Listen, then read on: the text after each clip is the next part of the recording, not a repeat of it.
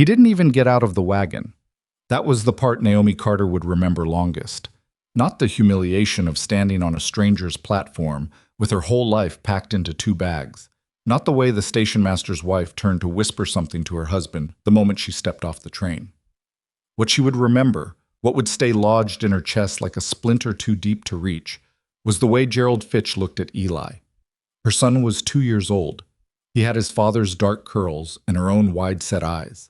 And he was standing beside her on the platform, holding the hem of her coat with both fists the way he always did when he was uncertain about something. He wasn't crying. He wasn't making noise. He was simply standing there, the way a small child stands when he trusts the person next to him completely.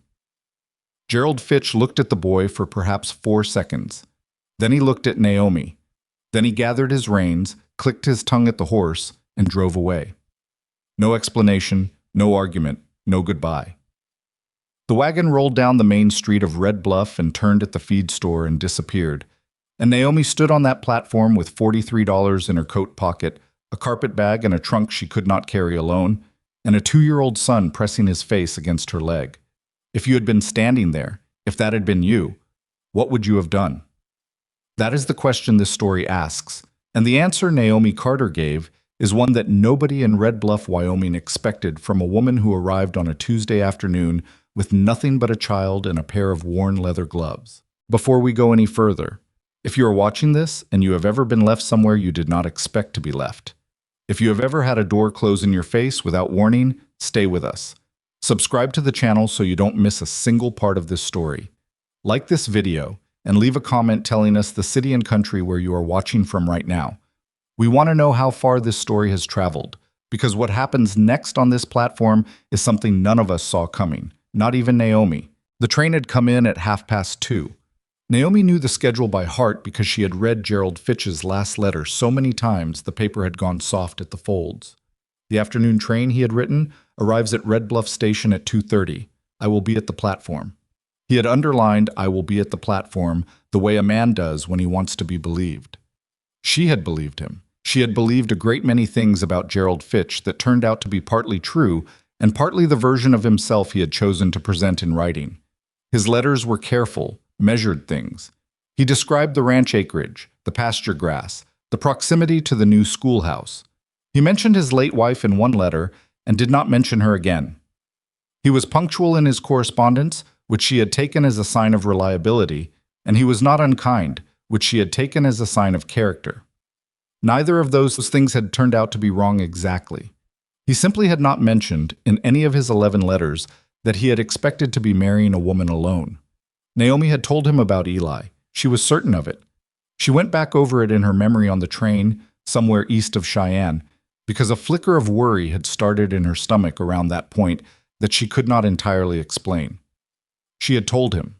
She had written that she had a son, a boy of 2, that the boy's father had died of a fever the previous winter, and that she was prepared to work hard and make a real home if given the chance. She had written all of that. What she had not thought to confirm was whether Gerald Fitch had read that part of her letter the same way she had written it. She found out at the platform. He had been there exactly as promised, a broad man, maybe 50, with a sun-weathered face and the particular posture of someone who spent most of his life on horseback. He had a wagon and a decent-looking bay horse and a new hat, which she noticed because it sat at an angle that suggested he had put it on deliberately. He had made an effort. That detail almost made everything worse. She had come down the platform steps with Eli balanced on her left hip and her carpet bag in her right hand, and she had said, "Mr. Fitch, I'm Naomi Carter." And he had stood there and looked at her and then down at the boy, and something in his face had changed. Not anger exactly. Something quieter than that and harder to argue with. A decision being reached in real time. "That your boy?" he said. Not a question. "Yes," she said. "Eli. I wrote to you about him." Gerald Fitch said nothing for a moment. He looked at Eli again, and Eli, who had spent the last 18 hours on a train and was exhausted and unsettled, chose that particular moment to tuck his face against Naomi's neck and make a small, unhappy sound. "I don't recall reading about a child," Fitch said. "I wrote it in my second letter," she said. "I told you about his father, that he'd passed." Fitch looked at the horse. He looked at the wagon. He looked at the station building behind her as if calculating something. Then he looked at her one more time, and she saw it clearly then. Not cruelty, just the flat practical arithmetic of a man who had decided the equation didn't add up. "I can't take on another man's family," he said. "I'm sorry for your situation." He climbed back onto the wagon seat. Naomi said, "Mr. Fitch, I'm sorry," he said again, and he meant it in the way that people mean things when they have already decided and are only sorry about the inconvenience to themselves. He clicked at the horse. The wagon moved. She watched it go. Eli lifted his head from her neck and watched it go too, because children notice when things are wrong even when they don't have words for it yet. He pointed at the disappearing wagon with one pudgy finger. "Man," he said. "Yes," Naomi said. "Man." She stood there for another minute. The station master was visible through the office window. 2 other passengers from the train had collected their bags and were already heading up the main street. A woman near the water barrel was watching Naomi with the careful expression of someone who has witnessed something uncomfortable and is deciding whether to acknowledge it. Naomi set Eli down on the platform boards. She gripped the handle of her carpet bag. She took one slow breath. She did not cry. Not because she was strong in some uncomplicated way, but because crying would have required her to stop functioning, and she could not afford to stop functioning. She had $43. She had 2 bags, one of which she could not carry without putting Eli down. She was in a town she had never seen before, in a territory she had only read about, and the man she had traveled 400 miles to marry had driven away in the time it took to say 11 words. She looked down at Eli, who was sitting on the platform boards, now pulling at the lace of his shoe. "All right," she said quietly, to herself as much as to him. "All right then." She picked him up and walked to the station office and pushed open the door. The station master's name was Ord Hennessy.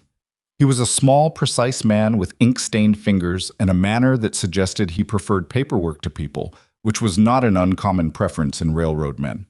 He looked up from his ledger when she came in and registered her situation with the swift accuracy of someone who had seen variations of it before. "Train already gone," he said. "I know," Naomi said. "I'm not looking to reboard. I need to know if there's a boarding house in town."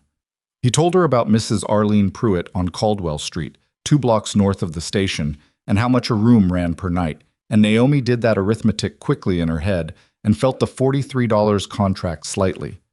"Is there work?" she asked. "In town or nearby? Anything." Hennessy looked at Eli, who was now chewing on Naomi's coat button with great absorption. "You just arrived." "I did," she said, "and I need to know what's available." He mentioned that the dry goods store sometimes took on help in spring, that the woman who ran the laundry on 2nd Street lost her assistant 2 weeks ago, and that the hotel dining room was understaffed but would likely want someone without a small child, said the last part in a way that was matter-of-fact rather than cruel, which she supposed was the best she could hope for. She thanked him. She went to collect her trunk from the platform, and when she came back to ask Hennessy to watch Eli for 2 minutes while she dragged it inside, he agreed with the reluctant efficiency of a man performing a civic duty. She got the trunk to the far wall of the waiting room.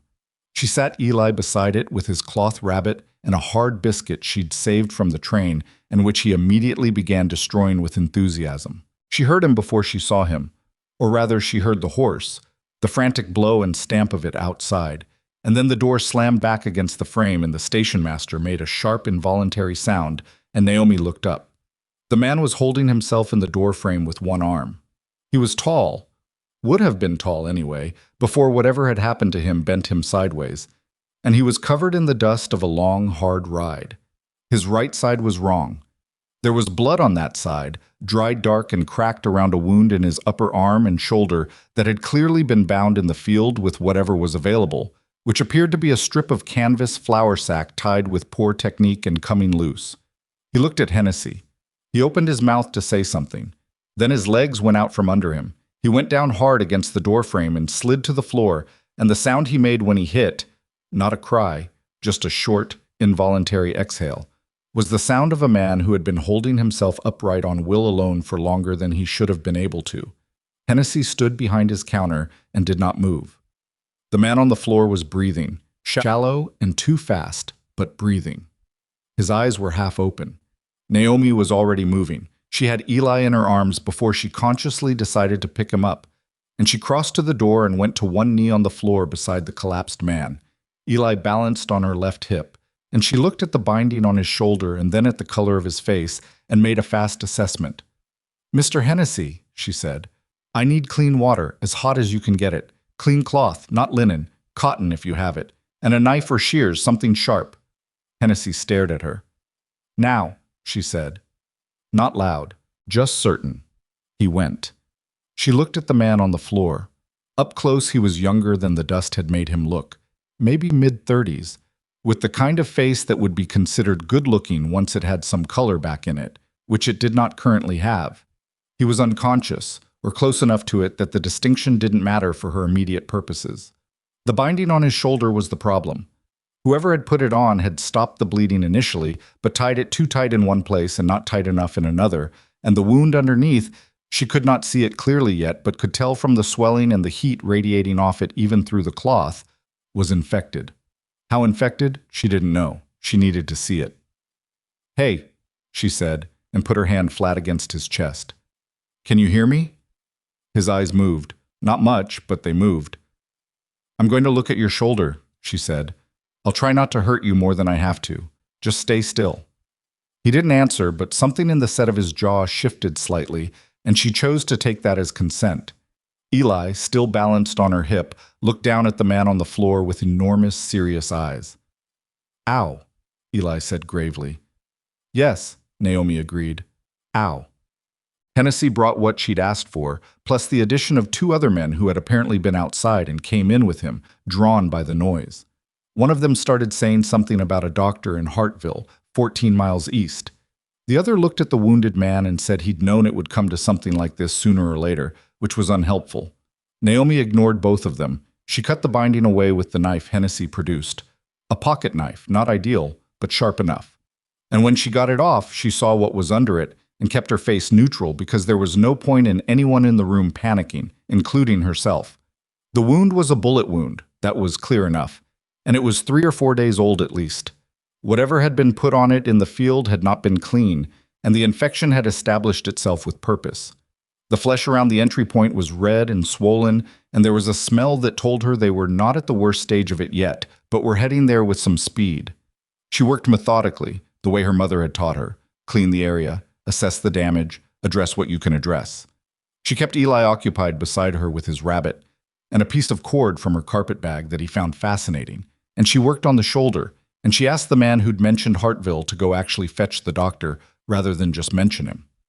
The wounded man came back to consciousness twice during the process. The first time he grabbed her wrist and she said, "Stop, I'm trying to help you." And he stopped, which told her he had enough sense to listen even through pain. The second time he looked at her with clearer eyes and said, "Who are you?" in a voice that was barely a voice at all. "Naomi Carter," she said, pressing clean cloth to the wound. "Be still." "Where's—" He stopped, started again. "My horse." "Outside," Hennessy said from the other side of the room. "I'll have my boy see to it." The wounded man closed his eyes, then opened them again and looked at Naomi. "You a nurse?" he asked. "No," she said. He looked at her hands, which were steady and certain and doing exactly what they were supposed to be doing. "You're doing something right," he said. "My mother was sick for 2 years," she said. "You learn." He didn't say anything after that. She finished cleaning and rebinding the wound with proper pressure and proper technique, and then she sat back on her heels and looked at him. "I was going to need that doctor. The infection was too established for her to handle with what was available here, and he needed rest, real rest, not another 4 hours on horseback. His color was bad and his breathing had steadied somewhat, but not enough." "What's your name?" she asked. He was drifting again. She put her hand on his chest again, not hard, just present. "Your name," she repeated. "Dawson," he said. "Luke Dawson." "Mr. Dawson, you're going to stay right here until the doctor arrives. Do you understand me?" He looked at her with the unfocused eyes of someone being pulled in 2 directions by pain and the need to be somewhere else. "Ranch," he said. "Your ranch will still be there," she said. "You won't be if you get back on that horse." Something in him wanted to argue with that. She could see it. But his body had already voted, and the vote was not in favor of getting up. "All right," he said, barely audible. Eli had crawled over during this exchange and was now sitting approximately 6 inches from Luke Dawson's face, examining him with the unself-conscious closeness that small children apply to everything they find interesting. "Ow," Eli said again, pointing at the bandage. Luke Dawson looked at him. A long moment passed. "Yeah," he said, his voice somewhere between a rasp and what might eventually become a wry tone. "Ow is right, kid." The doctor arrived from Hartville in just over 2 hours. His name was Caleb Marsh, and he was old enough to have seen most things, and young enough not to be jaded about all of them. And when he came through the station door and saw Naomi's work on the shoulder, he raised his eyebrows before he said anything. "Who did this?" he asked. "I did," Naomi said. He looked at her, then back at the bandaging. "Where'd you train?" "I didn't," she said. "My mother." He examined Luke thoroughly, replaced some of what Naomi had done with his own supplies, added a poultice to the infected area, and said that whoever had cleaned the wound had done the right things in the right order and very likely prevented blood poisoning. Luke was conscious through most of the examination, which was an improvement, though his color was still wrong and he had the careful stillness of someone managing pain with the only tool available, which was will. Marsh turned to Naomi when he was done. "He needs to stay off his horse for at minimum 3 days, preferably longer. He needs someone to watch for fever tonight and change the dressing twice a day." "I'll do it," Naomi said. Marsh looked at her with the particular attention of a man recalibrating his assumptions. "You a relation?" "No," she said. "Then why?" "Because someone should," she said. "And I have nursing experience, and I'm not leaving town at the moment." That last part hung in the air of the small station office. Hennessy looked at the floor. One of the bystanders had left at some point. The other was still there, still in the corner, mostly because he didn't seem to know how to gracefully exit. Marsh said, "I'll need to come back tomorrow. If the fever spikes before then, I'll send someone," she said. He looked at her one more time.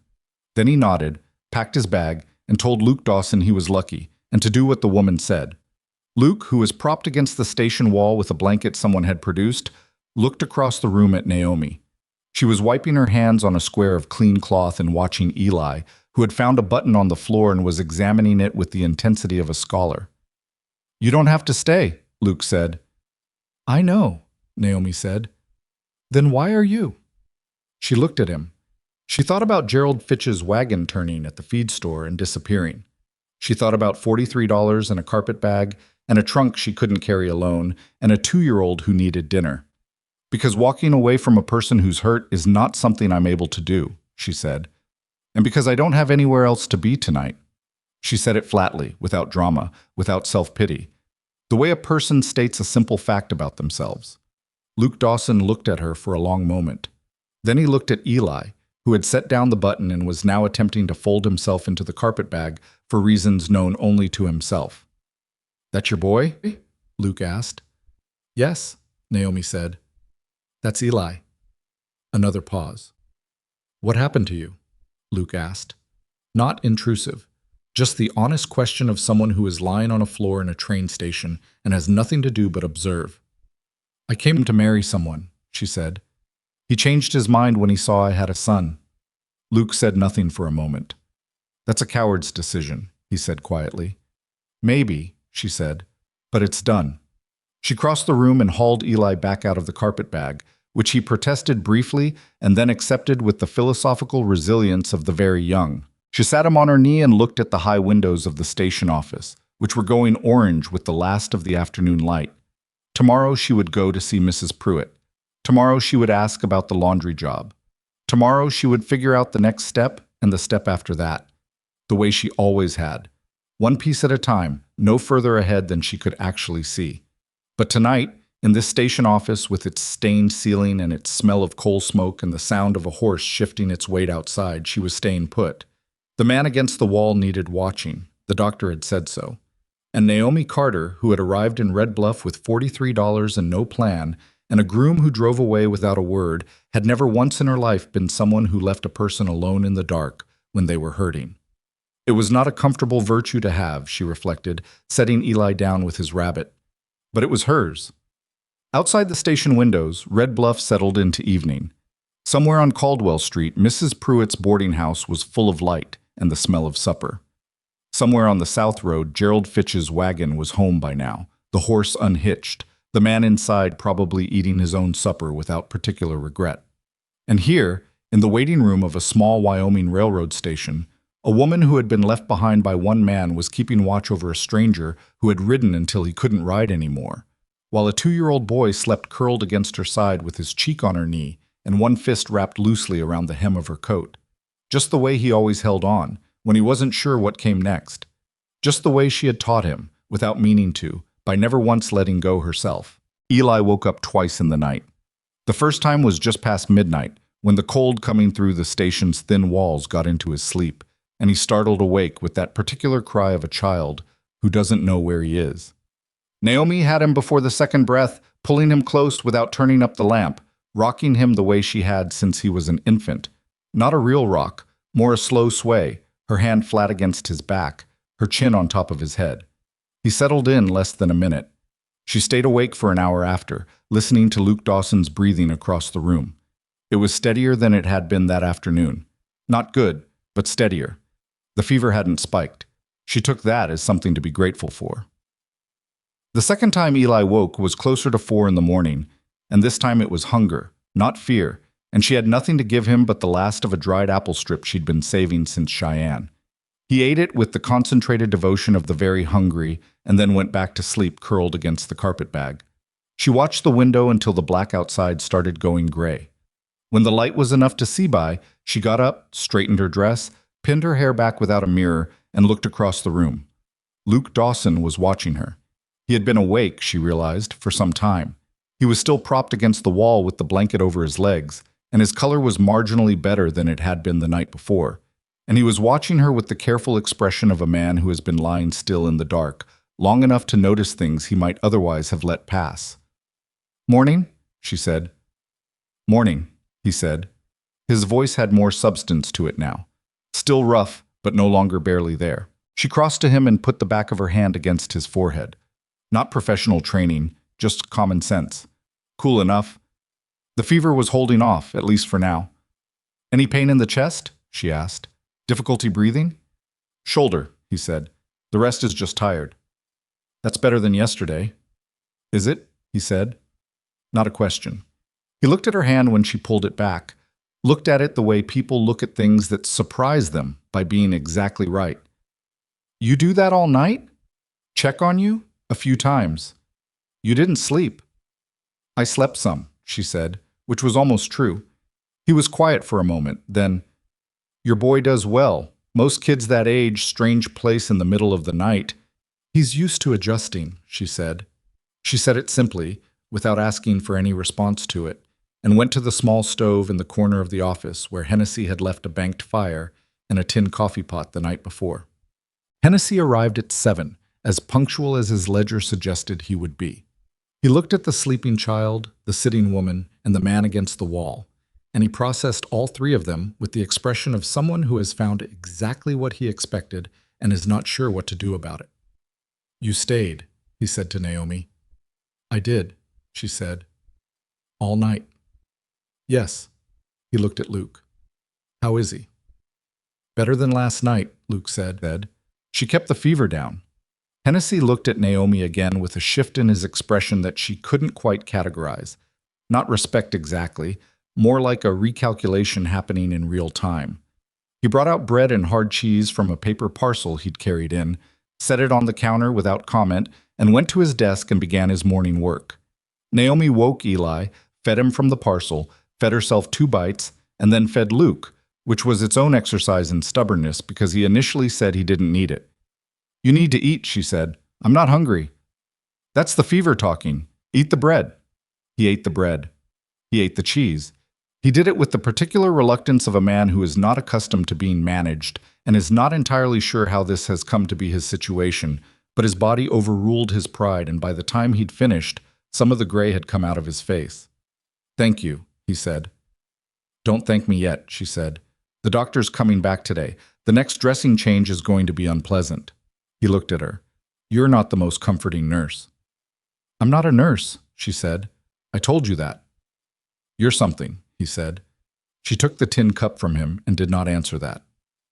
Dr. Marsh arrived mid-morning, and he was satisfied, not effusively, not in the way that meant everything was solved, but in the careful way of a man who has learned not to celebrate too early.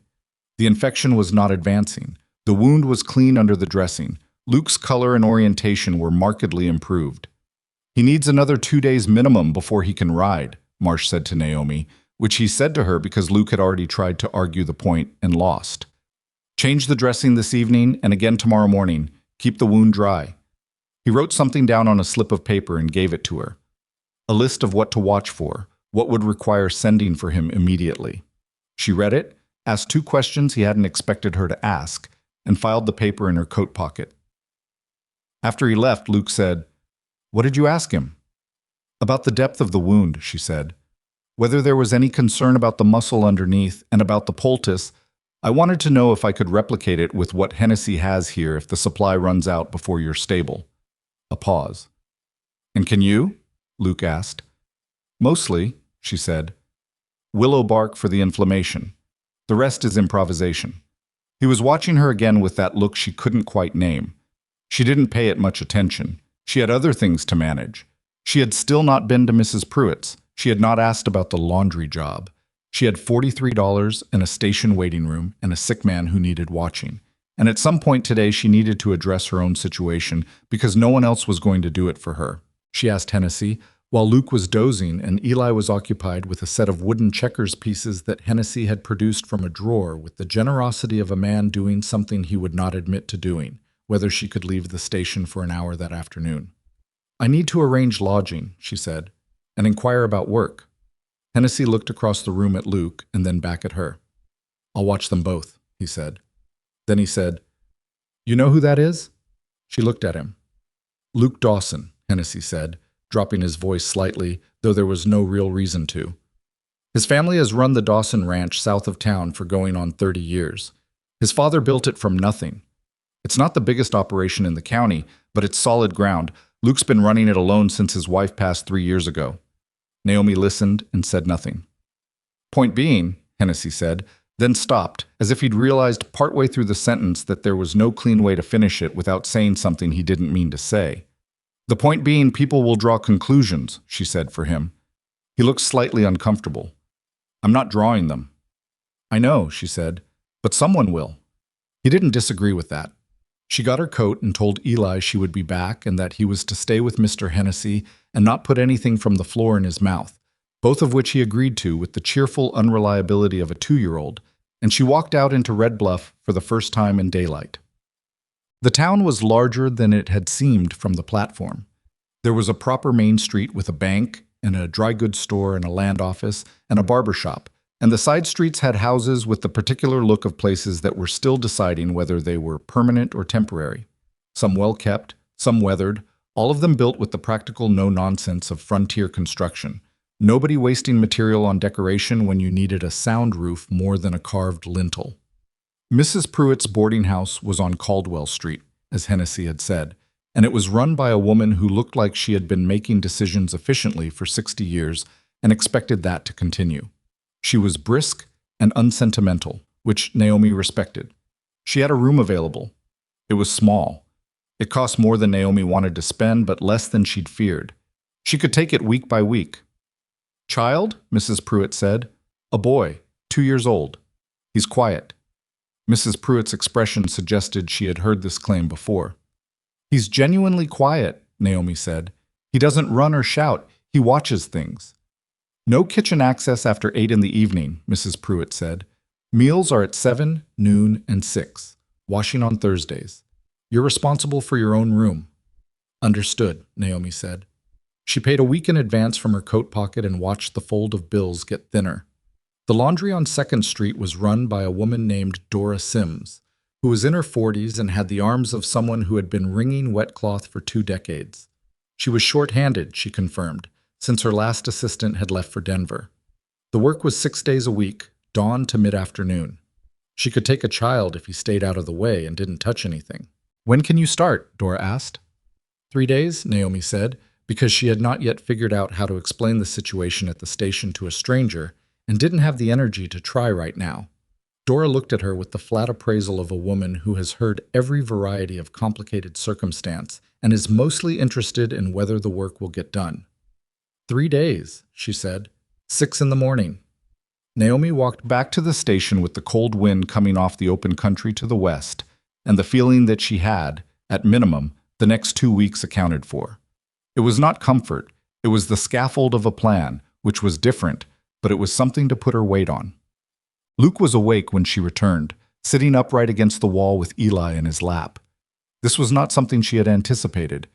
Eli had apparently decided at some point in her absence that Luke Dawson was interesting in the specific way that large, quiet men are interesting to small children who have not had much exposure to them, and he had crawled into Luke's lap with the complete absence of social self-consciousness that is both the greatest charm and the greatest terror of being 2 years old. Luke had one arm crooked around him loosely, careful of the shoulder, she noticed, and Eli was presenting him with checkers pieces one at a time and explaining each one with a running commentary that was partly recognizable English words and partly his own invented language. Luke was listening with the specific attention of someone who is following maybe 60% of the content and compensating for the rest with expression and tone. He looked up when Naomi came in. "He climbed up," he said. Defensive, slightly, as if expecting objection. "I can see that," she said. "I wasn't going to disturb him." Eli held up a red checker piece toward her in greeting, then returned his attention to Luke and resumed his lecture. Naomi hung up her coat. She watched Luke's face for a moment, the way he was listening to the boy, the slight adjustment in his posture to keep the bad shoulder out of reach, the careful balance of a man who was hurt and tired, and also, quite clearly, not about to move until the child was done with him. She noticed it, and then she put it away and went to see what Hennessy had in terms of supplies for the evening's dressing change. The town started talking that afternoon. She heard it the way you always hear that kind of thing, secondhand, through the texture of how people looked at her, through something Hennessy said not quite quietly enough when the telegraph operator came in and the two men's voices dropped and then rose again when they thought she was out of earshot. The gist of it was not complicated. A woman no one knew had arrived on the Tuesday train and been left by her intended. That same afternoon, a wealthy rancher had collapsed at the station, and that same woman had decided to nurse him and remain at the station overnight and now into a second day. People who did not know Naomi Carter were drawing the conclusions that people draw when they have partial information and an appetite for narrative. She was not surprised. She was not hurt, exactly. She was something more functional than hurt. She was braced. It was Mrs. Pruitt who told her directly, which Naomi found she preferred to the alternative. The landlady came by the station in the late afternoon, apparently on an errand that may or may not have been real, and she stood in the doorway and took in the scene. Luke against the wall, Eli asleep on the folded blanket, Naomi at the small table by the window. And then she said, "People are talking." "I expect they are," Naomi said. "They're saying you targeted him deliberately, that you knew who he was before." "I didn't know who he was," Naomi said. "I knew he was bleeding." Mrs. Pruitt studied her. "I believe you," she said, which she said with the matter-of-fact tone of someone who is stating a position and not asking for thanks. "But my belief doesn't change what's being said." "No," Naomi agreed, "it doesn't." Luke, who had been quiet through this, said from across the room, "Who's saying it?"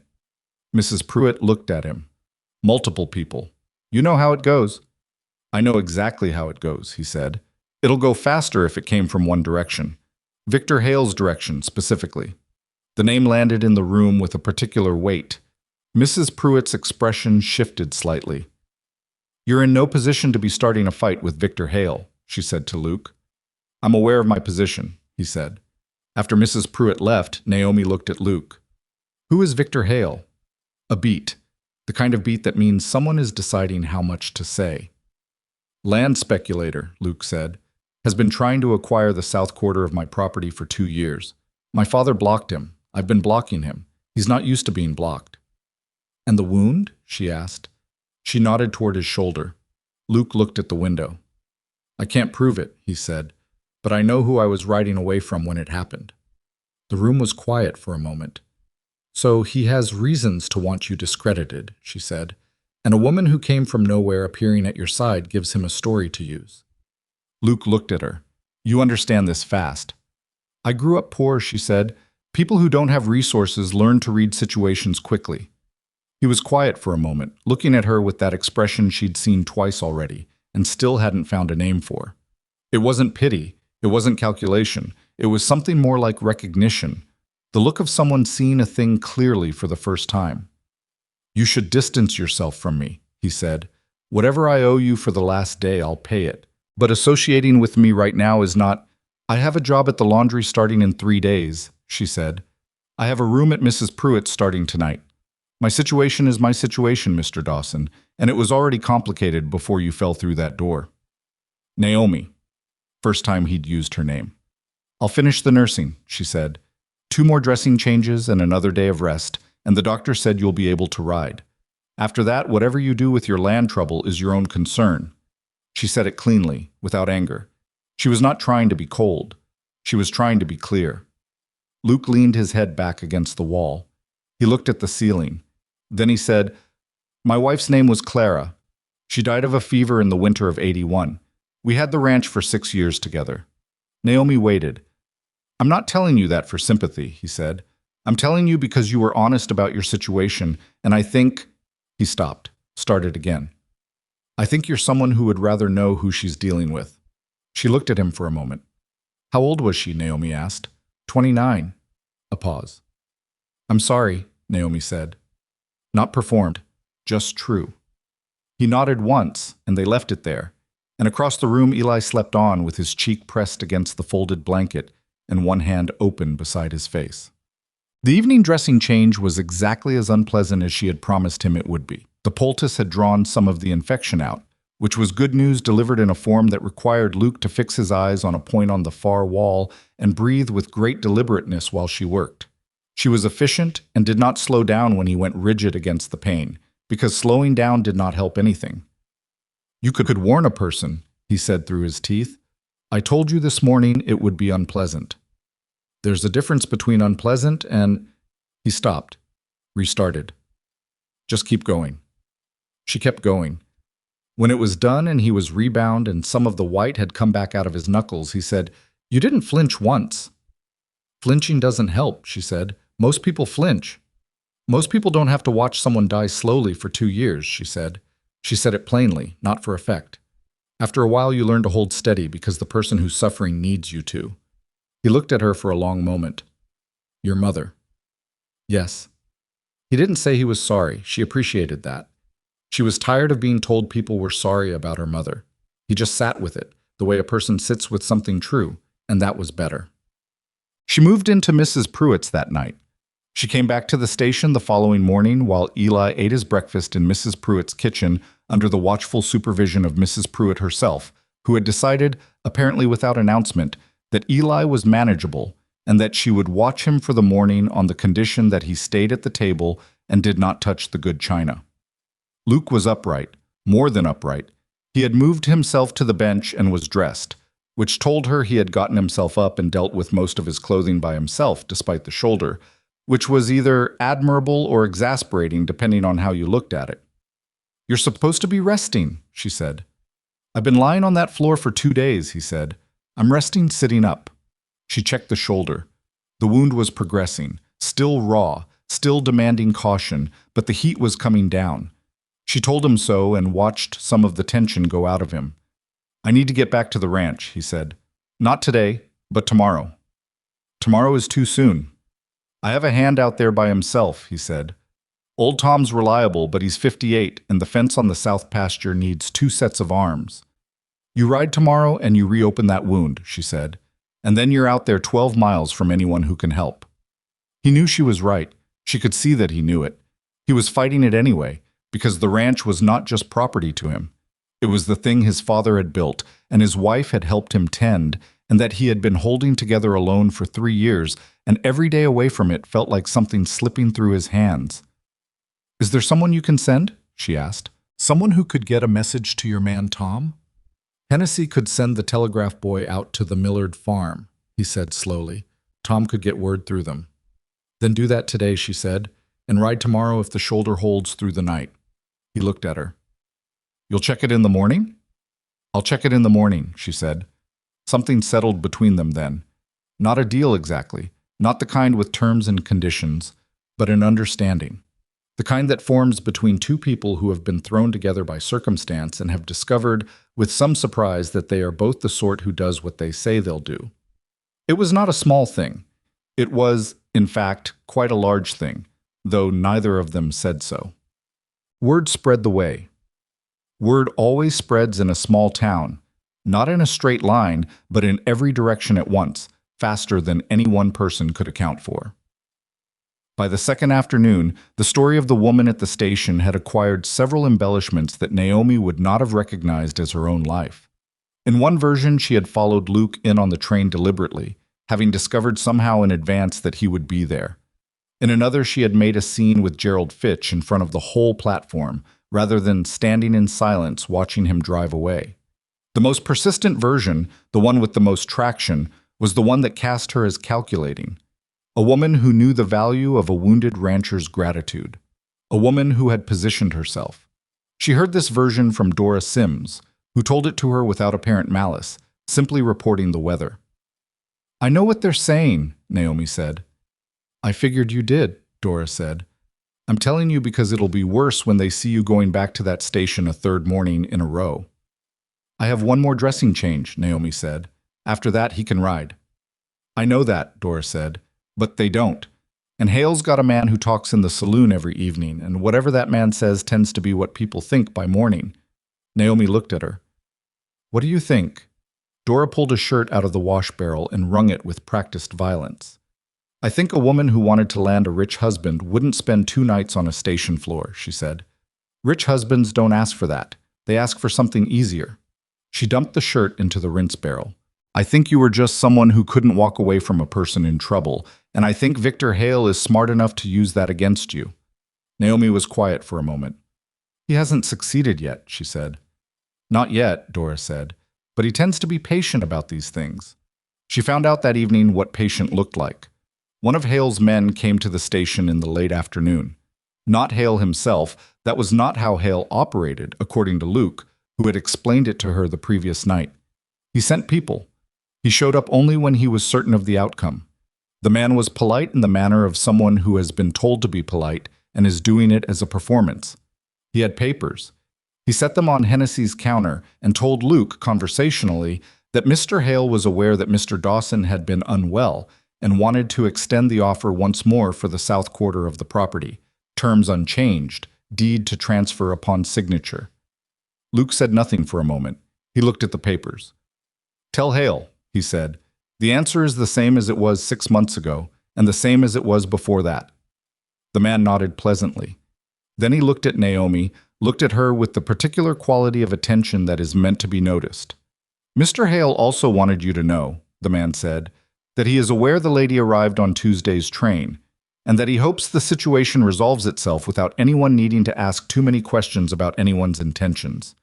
It was a threat with no visible edges. Clean as a letter opener. Naomi met the man's gaze and said nothing. Luke's jaw had tightened. After the man left, Hennessy said from behind his counter, "That was a warning." "I know what it was," Luke said.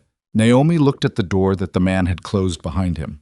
She was thinking about what Dora had said about patience, and about the way Victor Hale had sent his man to look at her specifically, and about what it meant that he was already factoring her into his calculations. She was also thinking about something else, something that had been forming slowly at the back of her mind since Luke had mentioned the day before that his father had built the ranch, that there were 30 years of history there. 30 years meant documents. It meant the kind of paper trail that land operations accumulated, whether they meant to or not.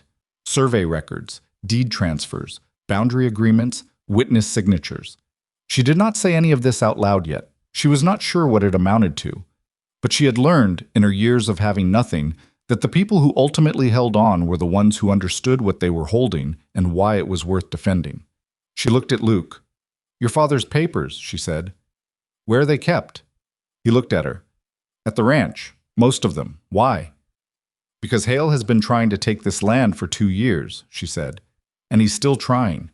Which means either he thinks you'll eventually break, or he thinks there's something in the legal record he can use." Luke was quiet for a moment. "Or both," he said. "Or both," she agreed. Outside, the wind had picked up. It moved through the gap under the station door and across the floor, and Eli, sitting with his checkers, looked up at the sound of it with the grave alertness of a child noticing the world changing around him. He looked at Naomi. She met his eyes. "It's okay," she said, in the quiet way she always said it to him, not promising everything would be fine, because she had learned a long time ago not to make promises she couldn't keep, but meaning what she did say, which was that she was here, she was paying attention, and whatever came through that door, they were not going to face it without knowing what it was. Eli held up a checker piece, black this time. "Man," he said, pointing at it. "Yes," she said. "That's right." She looked at the black piece in his small hand for a moment, then looked at the door and at Luke Dawson sitting against the wall with his bad shoulder and his ranch 12 miles south and his father's papers in a box somewhere at the end of a road she hadn't traveled yet. She didn't know what Victor Hale had planned. She didn't know what was in those papers or what she'd find when she looked or whether any of it would be enough. But she had learned how to hold steady when things were uncertain and someone needed her to. She had learned that a long time ago, in a sick room with her mother, while the lamp burned low and the night went on, and there was nothing to do but stay present and keep watch and refuse to stop looking for the next thing that could be done. She was still that person. Whatever Red Bluff had decided about who she was, whatever story Victor Hale's man was going to carry back across town tonight, she was still that person, and that, she thought, was going to have to be enough. Luke rode out on the third morning. Naomi had checked the shoulder at 7, the way she'd promised, and the wound was closed enough and the fever had not returned, and his color was the color of someone who was genuinely better rather than someone pretending. She told him so. He nodded, stood up from the bench where he had spent his last night at the station, and reached for his coat. "Tom will be expecting me," he said. "Don't push the horse," she said. "The jarring will pull at the tissue. I know how to ride." "You also knew how to tie a field dressing," she said. "And look how that went." He looked at her. Something crossed his face that might, under different circumstances, have been the beginning of a smile. "Fair point," he said. He settled his hat. He looked across the room at Eli, who was sitting on the floor beside the carpet bag, eating a piece of cornbread that Hennessy's wife had sent over the previous afternoon. Eli looked up, registered Luke's coat and hat, and pointed. "Man go?" he said. "Man go," Luke confirmed. Eli considered this. Then he held out the cornbread in the gesture of a child offering his most valuable possession to someone he had decided mattered. Luke crouched down, carefully, favoring the shoulder, and looked at the cornbread. "That's yours," he said. "You keep it." Eli thought about this for a moment, then pulled the cornbread back and took a decisive bite, which appeared to be his conclusion on the matter. Luke stood. He looked at Naomi. "I'll send word," he said. "About the papers. I need to go through what my father left, and I may need help understanding some of it, the legal language." "I can read legal language," she said. "I know," he said. He said it without surprise, which she noticed. "I'll send word." He went out to his horse. She heard the animal shift and blow, and then settle into the rhythm of departure, hooves going south down the main road, and fading into the general sounds of a town morning. The station office felt larger after he left, or maybe just emptier. She was not sure there was a difference. She started at Dora Sims' laundry the following morning. The work was exactly as physical as it looked from the outside. Lifting and wringing and hauling and lifting again, water that was scalding at the start of the day and gray cold by the end of it, her hands red by noon and stiff by 3 in the afternoon. Eli sat in the corner on a folded grain sack with his rabbit and his checkers pieces and watched the work with the attentiveness of a child who understood that watching quietly was the price of being allowed to stay. Dora was a fair employer in the specific way of someone who didn't have time for either cruelty or sentimentality. She told Naomi what needed doing and expected it to be done and said thank you at the end of the day with the plainness of someone who meant it rather than someone performing gratitude. On the third day, she told Naomi she was fast for someone new to commercial laundry work, and that was high praise from Dora Sims. Naomi was grateful for the work in the way you are grateful for something that requires your whole body and most of your mind because it leaves no room for the other things. For the $43 that was now $31 and declining, for the boarding house room that was small but adequate, for the whispers she still heard when she walked down the main street with Eli on her hip on her way to and from work, for the awareness that Victor Hale's man had been seen twice more in town since the afternoon he'd come to the station with his polite threat wrapped in polite language. She was 5 days into the laundry job when Luke's message came. Hennessy sent his boy to the laundry with a folded note. It was brief and direct, which she had already understood to be Luke's natural register. He did not use more words than a thing required. The note said that he had gone through his father's papers and found several documents he did not understand, that his neighbor's wife in Hartville had told him a woman named Carter was working at the Sims Laundry in Red Bluff, and that if she was willing to look at the papers, he would bring them to town on Saturday. She wrote back 3 lines. Saturday was fine. She would be at the laundry until 2. After 2, she was at Mrs. Pruitt's.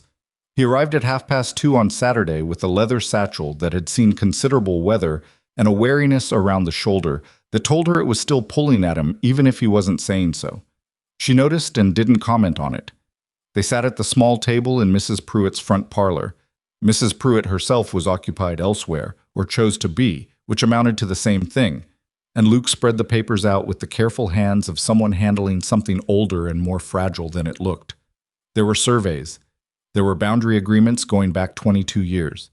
There were 2 deed transfers with signatures she had to work to decipher, and a water rights record from the county assessor's office that was folded in the wrong direction and had a water stain along one edge that made part of the text difficult to read.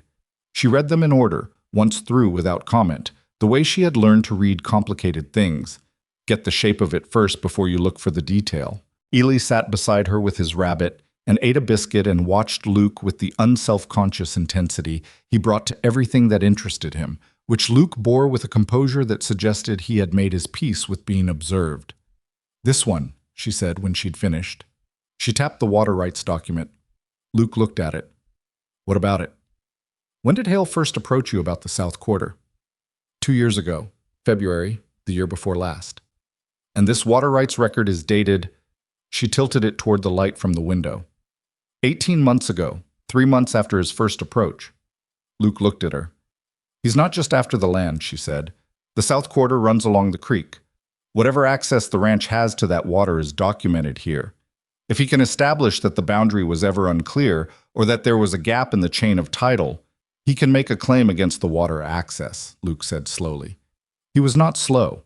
She had understood this quickly. But he thought carefully before he spoke, which was a different thing. "Has he made any legal filings?" she asked. "I don't know," he said. "My lawyer is in Cheyenne. I've been handling this without one because every trip to Cheyenne is 2 days I'm not on the ranch." She looked at the survey document. "Who did the original survey?" He looked at the signature. "A man named Aldous Pratt. He's dead. Died maybe 8 years ago." "Who witnessed it?" Luke found the witness line. "James Keeley, and a woman named," it's hard to read, "Marta something." "Keeley?" Naomi said. "Is that a local name?" "There's a Keeley family south of Hartville," he said. "Could be related." She looked at the water rights document again, then at the boundary agreement. She was building the shape of something in her head, the way you build the shape of a room from a floor plan. You can see the walls before you can walk the actual space. Hale's argument, if he makes one, will be about the boundary, she said. If he can show that the original survey had an error or that the chain of ownership has a gap, he can petition to have the South Quarter reassessed. And if it's reassessed, the water access goes with it, Luke said. And the ranch without reliable water access in the south pasture, she said, is worth considerably less, he said, to anyone except someone who already has an alternative water source. They looked at each other. Like Hale, she said.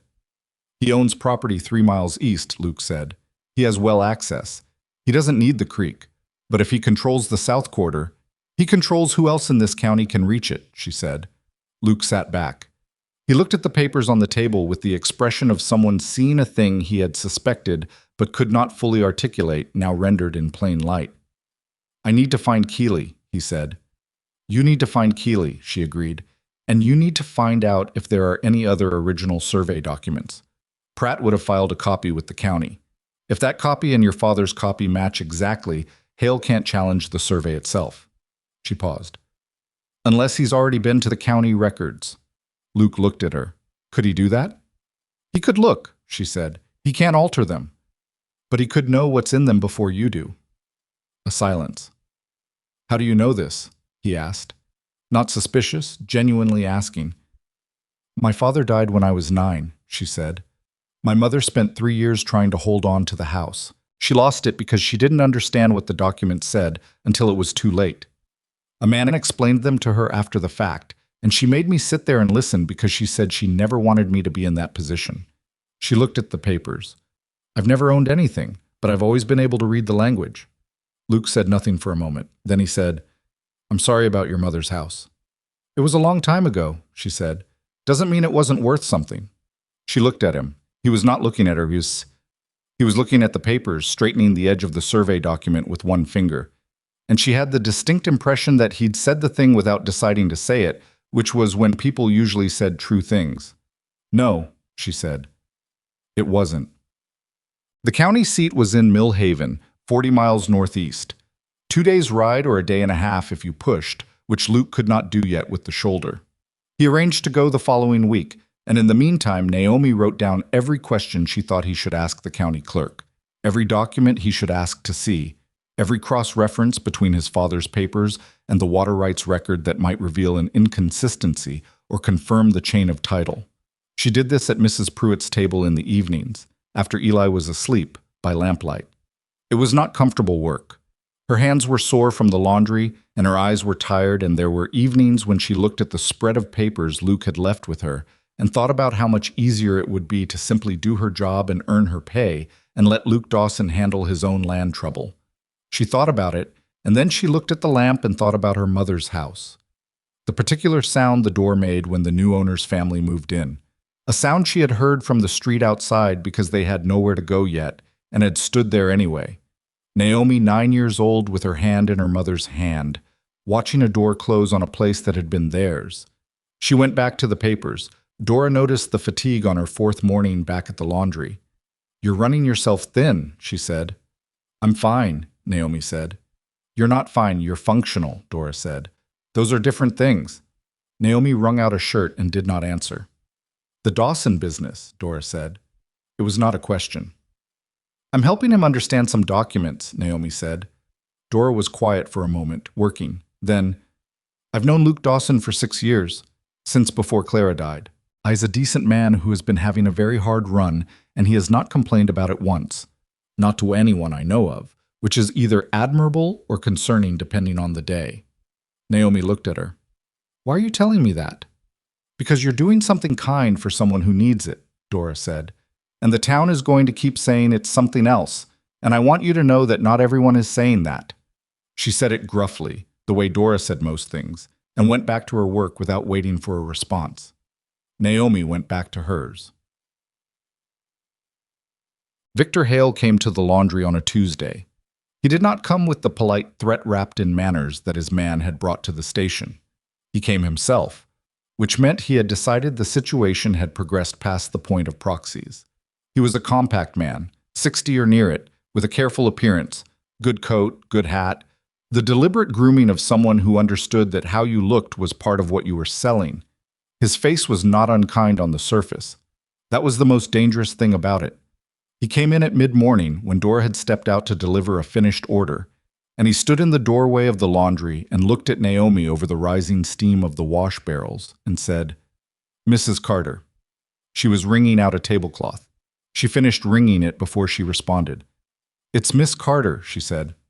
"Of course," he said. He came in 2 steps and stopped, which was exactly far enough in to be having a private conversation and exactly far enough back to maintain the appearance of an unthreatening distance. A calculated measure, she thought. He had done this before. "I understand you've been assisting Luke Dawson with some paperwork," he said. "I read some documents for him," she said. He asked. "Of course," Hale said again. He had a way of saying that phrase that suggested he found everything unsurprising and was therefore not alarmed by anything, which was itself a kind of pressure. "I simply wanted to introduce myself. People do a great deal of business in this county that involves me in one way or another, and it seemed right to make sure we'd met." Eli was in the corner. I was watching Hale with the unguarded directness of a child who has not yet learned to pretend he isn't looking, and Hale glanced at him once and then away, as if he'd noted an object and filed it. "Mr. Hale," Naomi said, If you have something to say to me, say it. A small pause. He looked at her with a slight adjustment in his expression, something behind the careful pleasantness recalibrating. I'm going to say it plainly then, he said. Luke Dawson is a man in difficulty. His operation has been struggling for 2 years. He has no family, no legal counsel on retainer, and he is now also recovering from an injury. A woman in your position. He let that rest for a moment. Appearing when you did and inserting yourself into his affairs might look, to some, like an opportunity being taken. Some people, she said. People who would testify to that impression, he said. In a courtroom, if it came to that. She looked at him. Are you threatening me, Mr. Hale? I'm describing a situation, he said. Accurately. The accurate situation, she said, is that a man collapsed in a public railroad station and I helped him because no one else was going to. The accurate situation is that he asked me to look at some family papers because I can read the language in them. There is no opportunity in that. There is nothing in that except one person helping another one. Hale looked at her for a moment. Then he said, You're articulate. Yes, she said. I am. That can be an asset, he said, or a liability, depending on which side of something you're standing on. He said it pleasantly, nodded once, and left. Eli watched the door close and then looked at Naomi. Man go? He said. Man go, she said. Her voice was steady. Her hands, under the wash water, were shaking slightly, which she allowed herself for 30 seconds and then stopped. When Dora came back with the empty delivery basket, Naomi told her what had happened, all of it, in order, without editorializing. Dora sat down on the stool by the rinse barrel when she was done. She sat there for a moment. He's going to file something, Dora said, before Luke can get to Millhaven. That's what I think too, Naomi said. How long has Luke been planning to go? Next week. That's too long, Dora said. If Hale moves first, whatever Luke finds in Millhaven becomes a response instead of a foundation, and responding is always harder. Naomi knew this. She had known it since Hale walked out the door. She had been running the options since then, and they were all the same option, which was that Luke needed to go to Millhaven sooner, and she needed to figure out what he was looking for before he got there. She went to the station that afternoon and sent a message through Hennessy's telegraph. Not to Luke was at the ranch and had no telegraph, but to the county clerk's office in Millhaven, asking in plain and specific language whether any land petitions or water rights challenges had been filed in the past 60 days regarding property in the southern range of the county, and if so, whether those filings were a matter of public record. The response came the next morning. 2 filings, both within the past 30 days. The petitioner's name was not Hale. It was a company name she didn't recognize, but the property description in the filing matched Luke's south quarter exactly.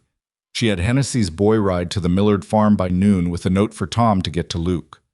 Luke was in Red Bluff by the following afternoon. He came into the laundry because it was where he knew to find her, and he came in with the particular energy of someone who has been riding fast and is still running on the forward momentum of it. She told him about the filings before he'd had a chance to say more than her name. He stood there and took it in. His jaw tightened. Then he said, "The company name." She gave it to him. He was quiet for a moment.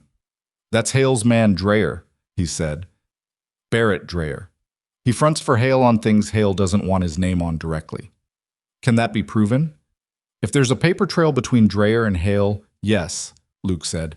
"And there usually is. Hale is careful, but he is not always as careful as he thinks." "Then Millhaven is not enough," she said. "You need the county records, but you also need someone who knows the connection between Dreyer and Hale. A witness." "Keeley," he said.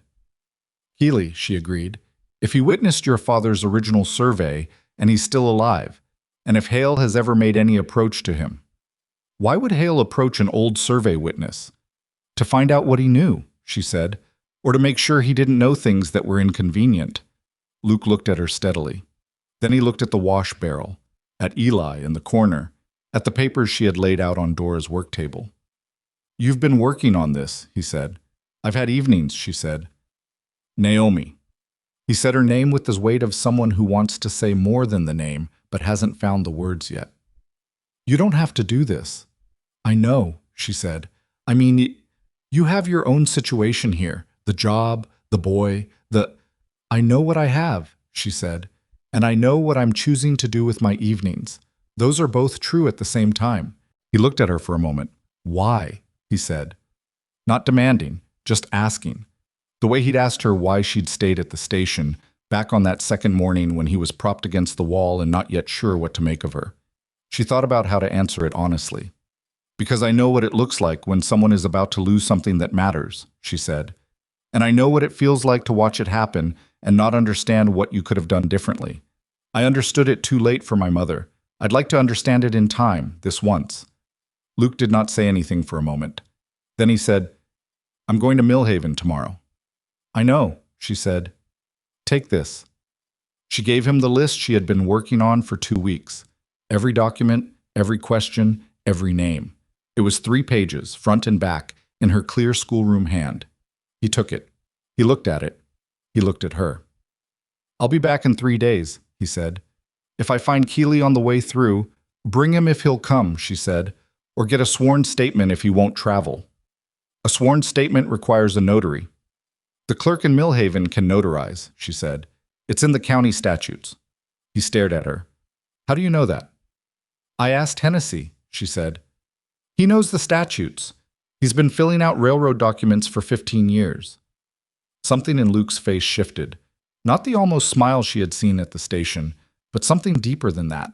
Something that looked like the particular relief of a person who has been carrying something alone for a long time and has just realized they are not carrying it alone anymore. He folded the 3 pages and put them in his coat pocket. 3 days, he said. 3 days, she said. I was gone for 4. The extra day sent no message before it arrived, which meant she spent the 4th morning doing laundry with the specific quality of attention that leaves the hands doing the work, while the mind is somewhere else entirely. Dora didn't comment on it. She just put a cup of coffee on the work table at mid-morning, which was not something she normally did, and went back to her own work without saying anything. Mrs. Pruitt was the one who told her Luke was back in town. She said it at the supper table on the evening of the 4th day, as factually as she said everything, passing the bread without looking up from her plate. Saw the Dawson horse outside Hennessy's station, she said. Arrived about an hour ago. Naomi finished her supper. She got Eli through his, which required patience because he was in a phase where eating was something he wanted to approach at his own pace and in his own direction, and she put him to bed with his rabbit and his cloth, and then she sat in the small chair by the window of their room and waited. The knock at the front door came at 7:30. Mrs. Pruitt's voice downstairs, then Luke's, and then feet on the stairs, and a knock at her door. She opened it. He looked tired in the way that 4 days of hard riding and difficult conversations look on a person, the particular wearing down that is different from the exhaustion of physical work. But his eyes were clear, and there was something in the way he was standing that told her before he said anything that the 4 days had not been wasted. Can I come in? He said. She opened the door wider.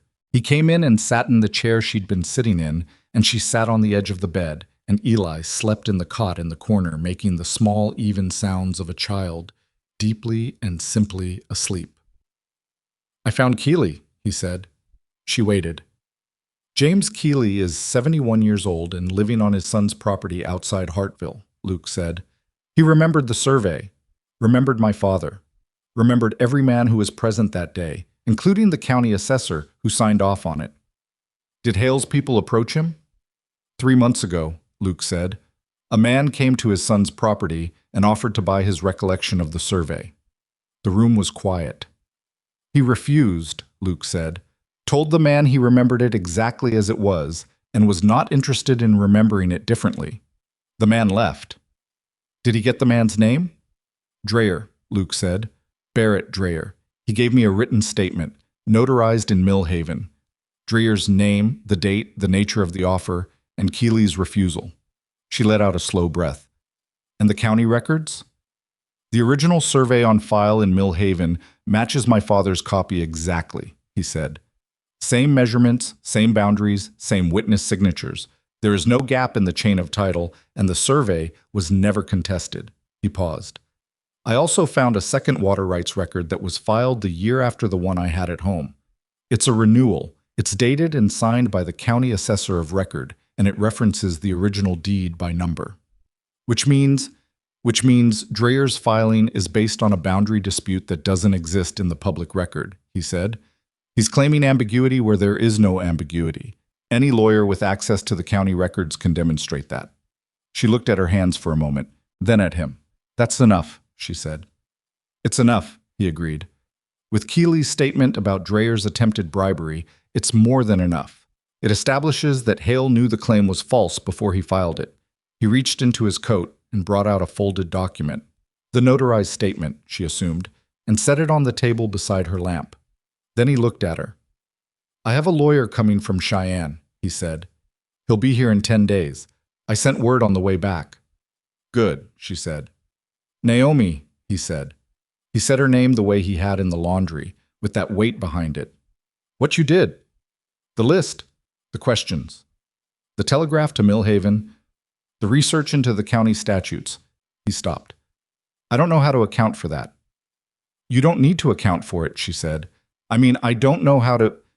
He looked at his hands, then at her. No one has done something like that for me since Clara. She didn't look away from him. She also didn't say anything for a moment because the thing he'd just said was the kind of thing that deserved to land properly before anyone responded to it. I'm glad it helped, she said finally. I mean that without complication. He nodded once. Then he said, Hale's going to escalate. When he finds out I have Keeley's statement and the county records, he's going to move to the next thing. I know, she said, which means the lawyer is important and the court date is important. I know that too. Will you... He stopped again. This was not a man who asked for things easily. She could see the effort in it. I would like you to be there. When we meet with the lawyer, what you found, what you understood in those documents, he needs to hear it from you directly. I don't know that I can explain it the way you can. She thought about the laundry and the $31 and the small room and the weight of doing this town's work while the town talked about her. She thought about Hale's careful face in the laundry doorway, his pleasant voice saying the word liability. She thought about her mother's house and the door-old hand in her mother's. All right, she said. Luke stood. He picked up his hat from the table. He looked at Eli in the cot, the small sleeping shape of him, the rabbit tucked under one arm. He's going to be fine, Luke said. Your boy. She looked at Eli too. I know, she said. I made sure of it. Luke looked at her then, a long, still look that she did not deflect. And then he put his hat on and said goodnight and went out. And she heard his boots on the stairs and the front door, and then the sound of his horse moving away down Caldwell Street. She sat in the chair by the window for a while after. The lamp burned. Eli slept. Outside, Red Bluff went about its evening, and somewhere in it Victor Hale was in his well-appointed house doing his own calculations. And somewhere in Cheyenne, a lawyer was reading a telegram about a land dispute in the southern range of the county. She looked at the notarized statement on the table. James Keeley's name at the bottom in a careful old man's hand. The notary's seal pressed into the paper. One document, one honest man who remembered exactly what he'd seen and was not interested in remembering it differently. She had learned in the years since her mother's house that this was usually all you needed. Not more than the truth, just the truth, documented correctly, in the right hands at the right time. She reached over and turned the lamp down to a low burn, the way she always did when Eli was sleeping. The paper sat on the table in the dimming light, and she looked at it for one more moment before she closed her eyes. It was enough. It was going to be enough. She was going to make sure of it. The lawyer's name was Edmund Farr. He arrived on the Wednesday train 10 days after Luke had sent the telegram to Cheyenne, and he was not what Naomi had expected, though she was not sure what she had expected exactly. He was younger than the title suggested, mid-40s, lean, with the particular alertness of a man who read everything twice and remembered it the first time. He carried a single case and wore a coat that had been good once and was now simply functional, which she took as a reasonable sign. Men who cared more about appearing successful than being successful tended to wear newer coats. Luke met him at the station. Naomi was not there for that part. She was at the laundry until 2. But Luke had arranged for them to meet at Hennessy's station office that afternoon, which Hennessy had agreed to with the quiet cooperation of a man who had been watching this situation develop and had made his own judgments about it. She arrived at 2:05 with Eli on her hip and her coat damp at the sleeve from the morning's work, and she did not apologize for either. Farr stood when she came in. He looked at her with the assessing attention of someone whose job required him to evaluate people quickly and accurately, and whatever he saw, he extended his hand and said, "Miss Carter, Luke has told me a good deal about what you found." "He told me you'd want to hear it directly," she said. "I would," he said. "Please sit down." She sat. Eli climbed down from her lap and went immediately to the corner where the checkers were still stored in Hennessy's bottom drawer, which Hennessy opened for him with the resigned familiarity of someone who has accepted that this is now a standing arrangement. For the next 2 hours, Farr asked questions, and she answered them. He was precise and thorough, and he went back over things twice when he wanted to be certain, which she did not mind because she had gone back over everything herself more times than that. She walked him through the documents in the order she had found them, the water rights record, and the survey, and the boundary agreement, and the renewal filing, and she explained the connections between them in the plain language she had used with Luke, not performing expertise, just describing what the papers said and what the gaps between them implied. Farr made notes. He asked for her reasoning on 3 separate points and listened to each answer with the full attention of someone who is actually following the logic rather than waiting for his turn to speak. When she was done, he sat back and looked at his notes.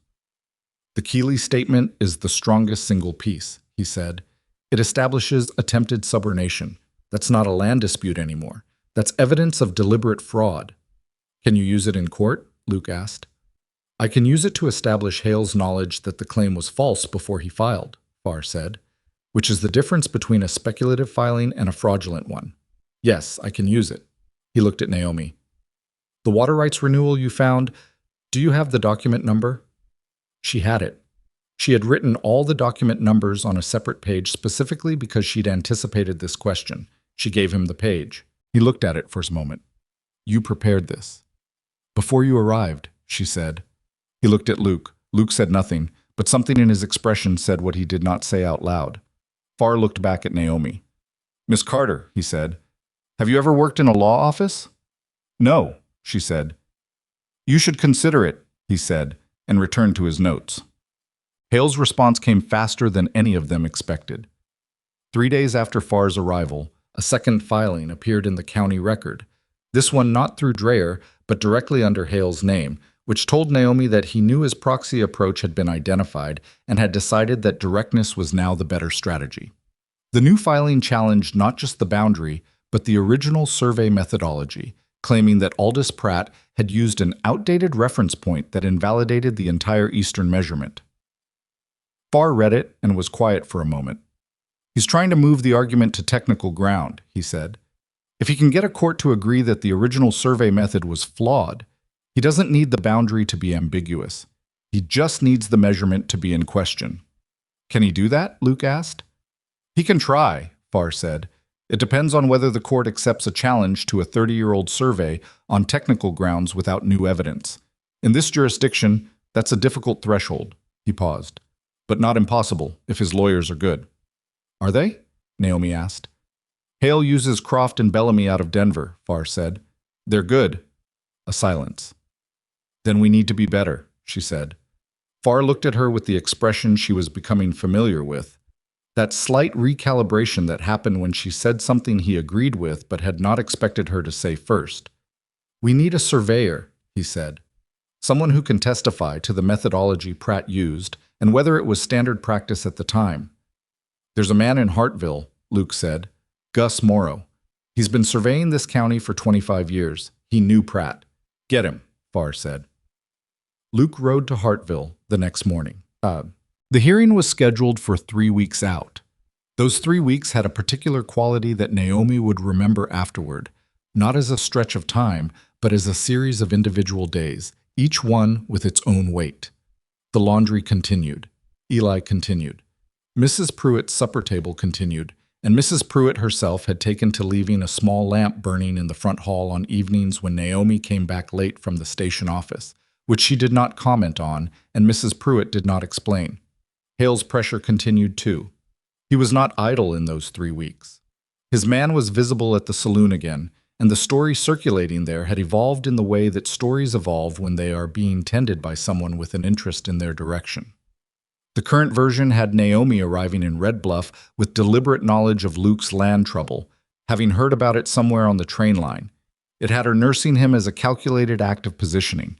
It had, in its most embellished form, a suggestion that the wound itself was not entirely accidental, that a desperate woman and a wounded rancher made for a convenient arrangement. She heard this version from 3 separate people in the space of 5 days. 2 of them told it to her as warning. 1 told it to her as accusation, a woman she didn't know who stopped her on the main street and said, in a voice with a hard edge of self-righteousness, that some people ought to know their place and not go reaching for things that weren't theirs. Naomi stopped walking. She looked at the woman. "What exactly do you think I'm reaching for?" she said. The woman blinked. She had expected either submission or anger, and Naomi had given her neither. "People are talking," the woman said, less certain now. "I know what people are saying," Naomi said. "I'd like to know what you personally believe since you stopped me in the street to say it." The woman said nothing. "I came to this town to marry a man who left me at the station when he saw I had a son," Naomi said. "I saved another man's life because he collapsed in front of me and no one else was moving. I have been working at Dora Sims's laundry for wages since the following week. My son is 2 years old and has not caused a moment of trouble to anyone in this town." She looked at the woman steadily. "Now, is there something specific you'd like to say to me, or were you passing along someone else's words?" The woman looked away first. She walked on without answering. Naomi walked on too. Her heart was going faster than she would have liked, which was the body's honest response to confrontation regardless of what the face showed. She kept walking.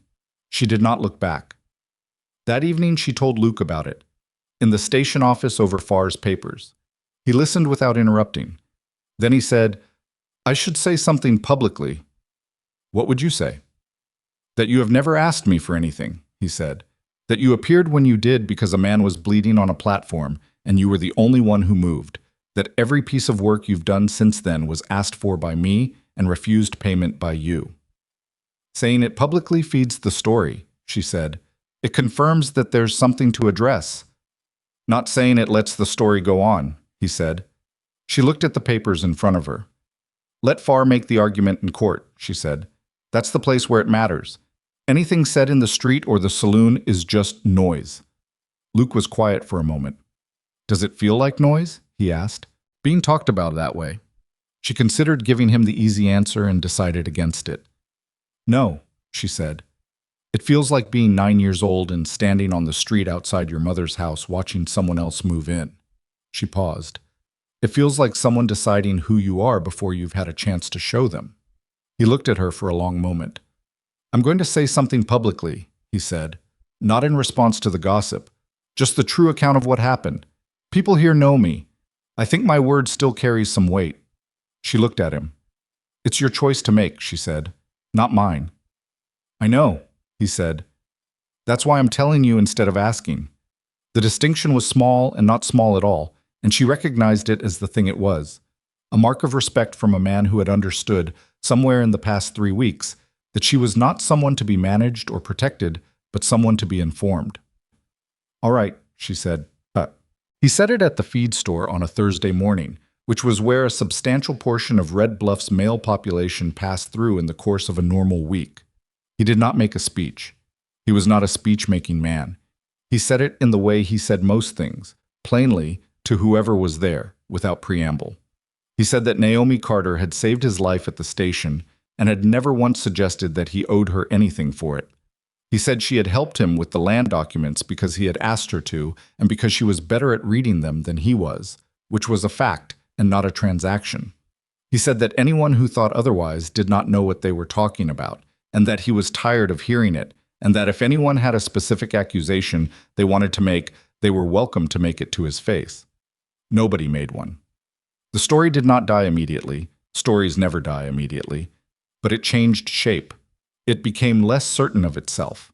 The version with the deliberate scheming woman started to sound, when told after that Thursday, slightly less convincing than it had before. Naomi heard about it from Dora, who had heard it from the woman at the general store. "He said it plain," Dora told her. "No drama, just the account." "I know," Naomi said. "He told me he was going to." Dora looked at her over the wash barrel. You're not going to say anything about it, are you? What would I say? Most women would have something to say, Dora said, when a man stands up for them publicly. He wasn't standing up for me, Naomi said. He was telling the truth. Those are different things. Dora was quiet for a moment. Then she said, Lord, you're a particular person. I've been told, Naomi said, and went back to work. Gus Morrow agreed to testify. He was a weathered man of 60, a surveyor with the slow certainty of someone who had spent decades making exact measurements in difficult terrain and had no patience for inexactness of any kind. He had known Aldous Pratt. He had used the same methodology.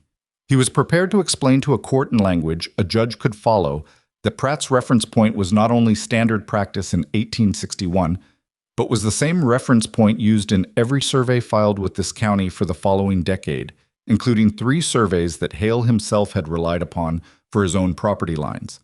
That last detail was Farr's discovery, and when he told Luke and Naomi about it in the station office 3 days before the hearing, there was a silence that had a particular quality to it. He challenged our survey methodology, Luke said slowly, using a methodology he accepted for his own property. Yes, Farr said. Can you put that in front of the judge? I intend to put it in front of the judge in the first 10 minutes, Farr said. Naomi looked at the table. She was thinking about something else, about Hale's filing, about the specific language in it, about a phrase she had read 3 times and put aside and now retrieved. The filing says Pratt's reference point was, quote, not recognized by the Territorial Surveyor General's office after 1868, she said. It cites a circular from that office. Farr looked at her. Yes. Does that circular exist? A pause. I haven't verified it, Farr said. He said it with the controlled expression of a man who is recalibrating quickly. Because if it doesn't, she said, or if it doesn't say what the filing claims it says, then the entire technical challenge is built on a fabricated authority, Farr said. He was already reaching for his case. I need to wire Cheyenne tonight. The response from Cheyenne came the following morning. The Territorial Surveyor General's office had no record of any such circular. The office confirmed that Pratt's reference methodology remained in accepted use through 1874, 2 years after the Dawson property boundary had been formally recorded. Farr read the wire twice and then looked at Luke and Naomi with the expression of a man who has just found the thing that changes everything. They fabricated the citation, he said. Can you prove that? Luke asked. I have a wire from the office itself saying the document doesn't exist, Farr said. Yes, I can prove it. The morning of the hearing had a cold quality to it that was not just the weather. Naomi had been awake since before 5. She had dressed Eli in his warmest things and arranged with Mrs. Pruitt to keep him for the day, which Mrs. Pruitt had agreed to with the matter-of-fact efficiency that Naomi had come to understand as her version of generosity. She had put on her best dress, which was not remarkable but was clean and pressed, and she had done her hair with care because she understood that appearances in a courtroom carried weight, regardless of what anyone said about substance over surface. She met Luke and Farr at the station at 7. Farr had his case. Luke had his documents and his hat and the particular stillness of a man who is very close to something and knows it and is keeping himself steady by not moving too much. They rode to Millhaven in Hennessy's borrowed wagon because Farr could not ride and the documents needed to stay flat. The 40 miles went past in a conversation that was mostly practical. Farr going over the sequence of arguments, Luke confirming details, Naomi answering the occasional question, with long stretches of quiet in between where the country opened up on either side of the road, and the sky was the particular pale blue of a cold, clear morning.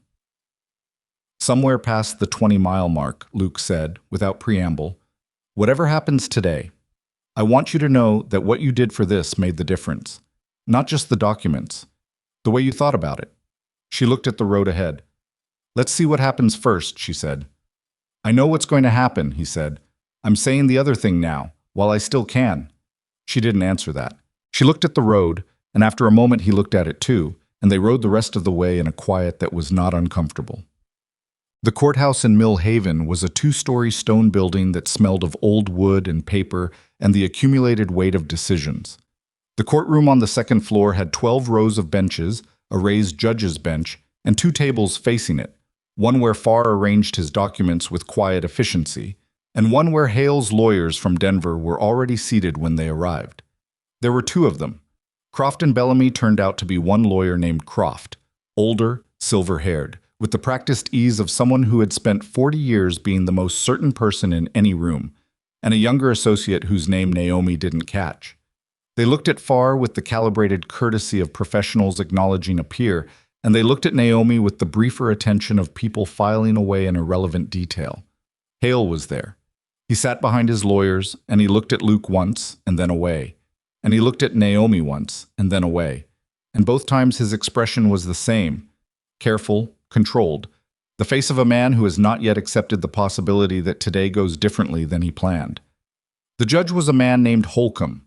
He was perhaps 65 with a face that gave nothing away cheaply and the demeanor of someone who had been lied to in his courtroom often enough to have developed a calibrated skepticism about everything he heard from both directions. Croft opened for Hale's side. He was smooth, as Farr had predicted, and he built the technical argument carefully. Pratt's methodology, the alleged circular, the survey's inadequacy. He did not mention Naomi directly, but he managed to imply, in the way that skilled lawyers imply things without saying them, that the Dawson property had recently attracted the attention of outside parties with uncertain interests, and that the ownership question deserved clear resolution. Farr let it all go down without objection.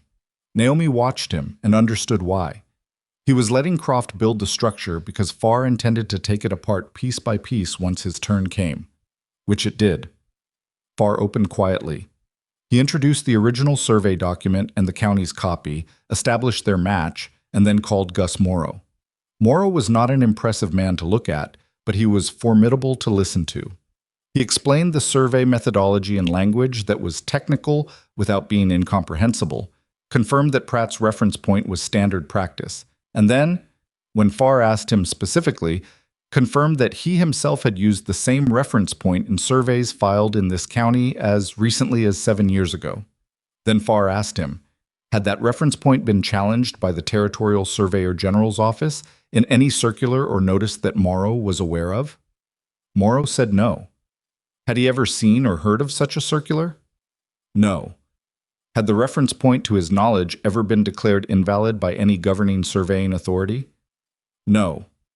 Croft cross-examined Morrow with careful precision, trying to find edges in the testimony, and Morrow answered every question in the same slow, certain voice of a man who has spent 60 years measuring things and knows the difference between what is true and what is being suggested.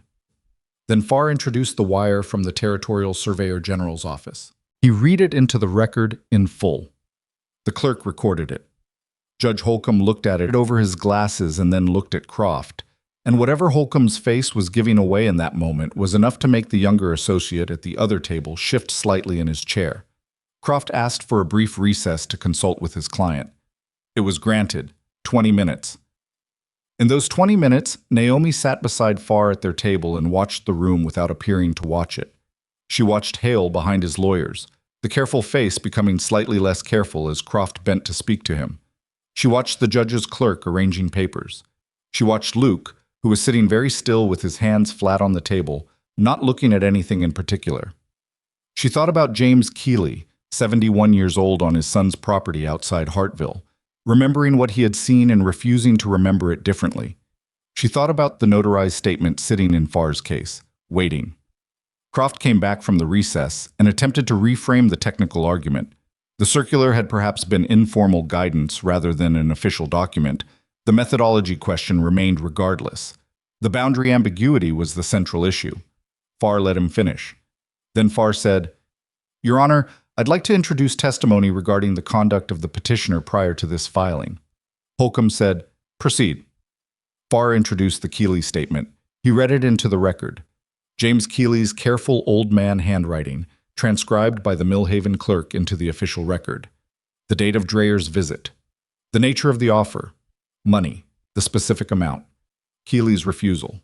The name Barrett Dreer. Then Farr introduced the Millhaven County record showing that Barrett Dreer had filed the initial petition.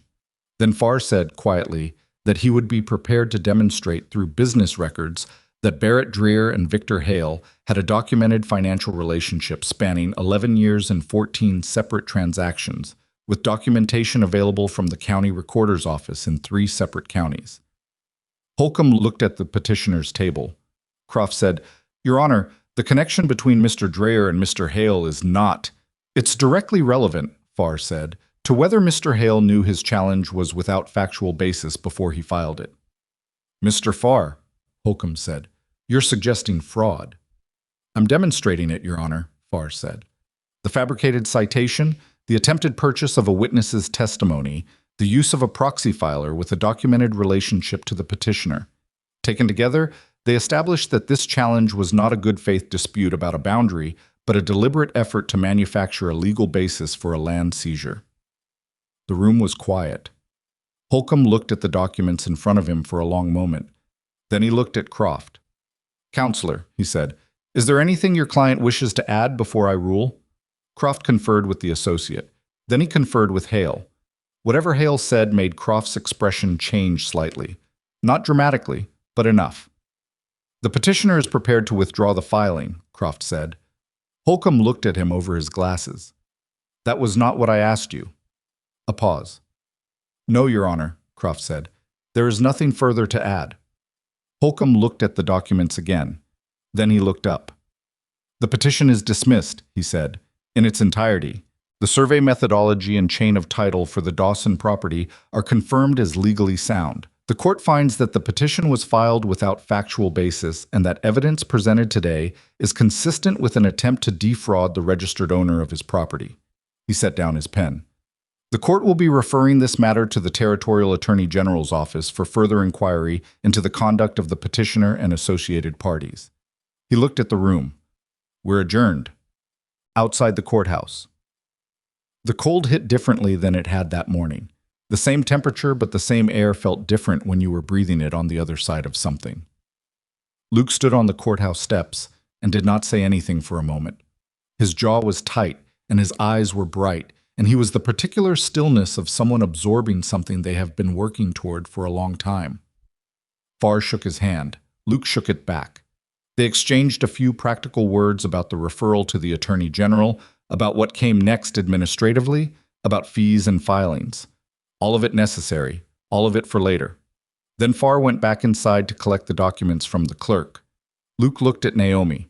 She was standing 2 steps below him on the courthouse steps with the cold wind moving her hair and her coat pulled close, and she was looking at the street below, the main street of Millhaven, which was going about its ordinary afternoon without any awareness that something had just been settled 40 feet above it. "It's done," Luke said. "It's done," she said. He came down the 2 steps and stood beside her. They were the same height, more or less, which she had noticed before without noting it particularly. "Holcomb referring it to the Attorney General," he said. "That's more than I expected." "Farr earned that," she said. "He built it the right way." "He built it with what you gave him," Luke said. She didn't deny it, and she didn't confirm it. She watched the street. After a moment, Luke said, "I've been thinking about what comes next. For the ranch." He paused. "Tom can't manage the south pasture alone. I've been managing 2 men's work by myself for 3 years. He stopped. "It's not sustainable." "No," she said. "I need someone who can manage accounts," he said. "The books have been in bad shape since Clara. I've been doing the minimum and ignoring the rest because there wasn't time, and I didn't have He stopped again. "I didn't have anyone I trusted with numbers." She looked at him. He looked at the street. "I'm not asking anything," he said. "I'm just saying the shape of things." "I have a job," she said. "At the laundry." "I know," he said, "and a room at Mrs. Pruitt's." "I know that too." She was quiet for a moment. The wind picked up and moved between them and settled again. "The shape of things," she said. "Yes," he said. She thought about Dora's arms and the gray cold water and the $31 that had become something slightly more manageable over the past weeks, but was still not enough for the thing she actually needed, which was not wages but footing. Solid ground. The kind that didn't shift. She thought about Eli and the checkers pieces in Hennessy's drawer and the way he had offered his cornbread to a man lying on a station floor. She thought about a 30-year ranch and a box of her father's papers, and a man who had spent 3 years being 2 men at once and had not told anyone it was difficult. "I'll think about it," she said. Luke nodded once. Not pushing, just receiving the answer she'd given. Farr came out of the courthouse behind them with his case and his coat and the contained satisfaction of a man who had done his job well and knew it. They walked down to the wagon together, the three of them, on the stone steps of the Millhaven courthouse in the cold afternoon light, and Naomi looked back once at the building as they reached the street. Stone. Solid. The kind of thing built to last. She looked forward again and kept walking. The ride back from Millhaven took longer than the ride there. Not because anything had gone wrong, everything had gone about as right as things could go, but because Farr had paperwork to complete with the Millhaven clerk before they could leave. And by the time the wagon rolled out of town, the afternoon light was already going low and gold across the open country. Nobody pushed the horse. There was no reason to push it now. Farr slept sitting up somewhere past the 15-mile mark, which was the privilege of a man who had spent the day winning an argument and had earned his rest. Luke drove. Naomi sat beside him on the wagon bench with her coat pulled close and watched the country go past. The dry grass and the fence lines and the occasional stand of cottonwood marking where water ran underground even when you couldn't see it on the surface. They didn't talk much. They didn't need to. There is a particular kind of quiet that settles between people after something difficult has been resolved. Not the quiet of having nothing to say, but the quiet of having said enough for now. And this was that kind. Somewhere past the 20-mile mark, Luke said, without looking at her, "My father used to say that land doesn't belong to the person who holds the deed. It belongs to the person who knows it." She looked at the road ahead. "He meant it as a practical thing," Luke said, "knowing where the water runs, where the grass comes in thin in a dry year, where the fence posts need replacing before the ground freezes. But I think he also meant something else by it." "What else did he mean?" she asked. "That ownership is something you earn every day," he said. "Not just once when you sign your name." She thought about that for a while. "My mother used to say something similar about people," she said, "that you don't really know someone from a letter or a conversation. You know them from watching what they do when things get hard." Luke was quiet for a moment. "Gerald Fitch failed that test." "Yes," she said. "He did." Another silence. "I didn't," Luke said. It was not boastful. It was simply stated the way a man states something he has thought about carefully and found to be true. "No," she said. "You didn't." He looked at the road. She looked at the road. Farr breathed evenly in the back of the wagon, and the horse kept its pace, and the country around them went from gold to gray-blue as the light left it, and none of that was remarkable, and all of it felt, in that particular moment, like exactly enough. She told Dora she was leaving the laundry on a Monday morning. She had thought carefully about how to say it, and in the end said it plainly, because Dora was a plain woman and deserved a plain conversation. She said she had been offered work at the Dawson Ranch, keeping accounts and managing the books, and that she had decided to take it. She said she was sorry for the short notice and would work through the week if Dora needed her to. Dora wrung out a pillowcase with the focused violence she applied to all laundry and said, "Is this about the books, or is this about Luke Dawson?" "The books are real work that needs doing," Naomi said. "That's not what I asked." Naomi looked at her. "I don't know yet what it's about beyond that," she said. "I know the work is real, and I know I'm capable of doing it, and I know it pays better and gives Eli more stability than this does. That's what I'm deciding on." Dora looked at her for a moment. Then she said, "You're the most honest person I've met in 10 years. "You say that like it's a mixed blessing," Naomi said. "It is," Dora said. "Honest people make everyone else uncomfortable." But she said it without malice. And when Friday came and Naomi finished her last day, Dora pressed 2 weeks' extra wages into her hand and said it was owed for the quality of the work, which may or may not have been strictly true, but which Naomi accepted without argument because she had learned that refusing generosity was its own kind of pride. Mrs. Pruitt, when told, said only, "The boy will do well with open land." She said it looking at Eli, who was at that moment attempting to climb the porch railing with the methodical ambition of a child who has decided to understand everything by touching it, and she said it with the particular certainty of someone who had observed children for 60 years and knew the signs. "He will," Naomi agreed. Mrs. Pruitt looked at her then, the direct look of a woman who said what she meant. "You made a good account of yourself in this town," she said, "under circumstances that would have broken most people." Naomi said, "I had help. You had a little help, Mrs. Pruitt said. You did the rest. Oh. The ranch was 12 miles south of Red Bluff, down a road that was better than Naomi had expected, and worse than it probably should have been, with 2 creek crossings and a long rise before the final descent into the valley where the buildings sat. She saw it first on a bright November morning, Luke driving, Eli on her lap pointing at everything with democratic enthusiasm. A hawk, a fence post, a clump of dry brush, all equally worthy of his attention. The house was not large. It was solid, which mattered more. The kind of construction that said the man who built it understood winters.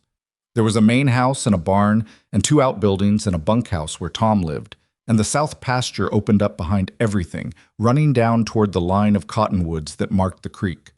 Tom was waiting in the yard when they pulled in.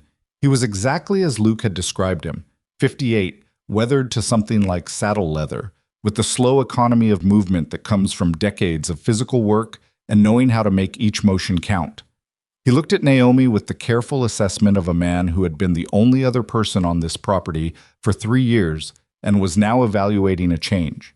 He looked at Eli, who looked back at him with enormous eyes and then, apparently having reached a favorable conclusion, held out his rabbit. Tom looked at the rabbit. He looked at Luke. He looked at Naomi. "Boy's friendly," he said. "He is," Naomi agreed. "Ranch could use that," Tom said, and went back to the barn. That was, she would learn, a significant statement from Tom. She would also learn that he left coffee on the stove every morning without being asked, that he had been quietly maintaining the south fence on his own since Luke's injury and had not mentioned it, and that he talked to the horses with the same steady patience he brought to everything, which told her most of what she needed to know about his character. Bam. The books were in the state Luke had described, which was to say they were not catastrophic, but they were the records of a man doing his best with limited time and limited inclination, which meant the basic information was there but needed organizing, cross-referencing, and in several places correcting for errors that had been copied forward from one year to the next without anyone catching them. She worked on them at the kitchen table in the evenings, after supper, with Eli asleep in the small room off the kitchen that had been Clara's sewing room and was now Eli's room, and Luke at the other end of the table reading or doing the practical paperwork of the ranch. It was a quiet arrangement. It worked the way things work when 2 people are both accustomed to occupying space without needing to fill it with noise.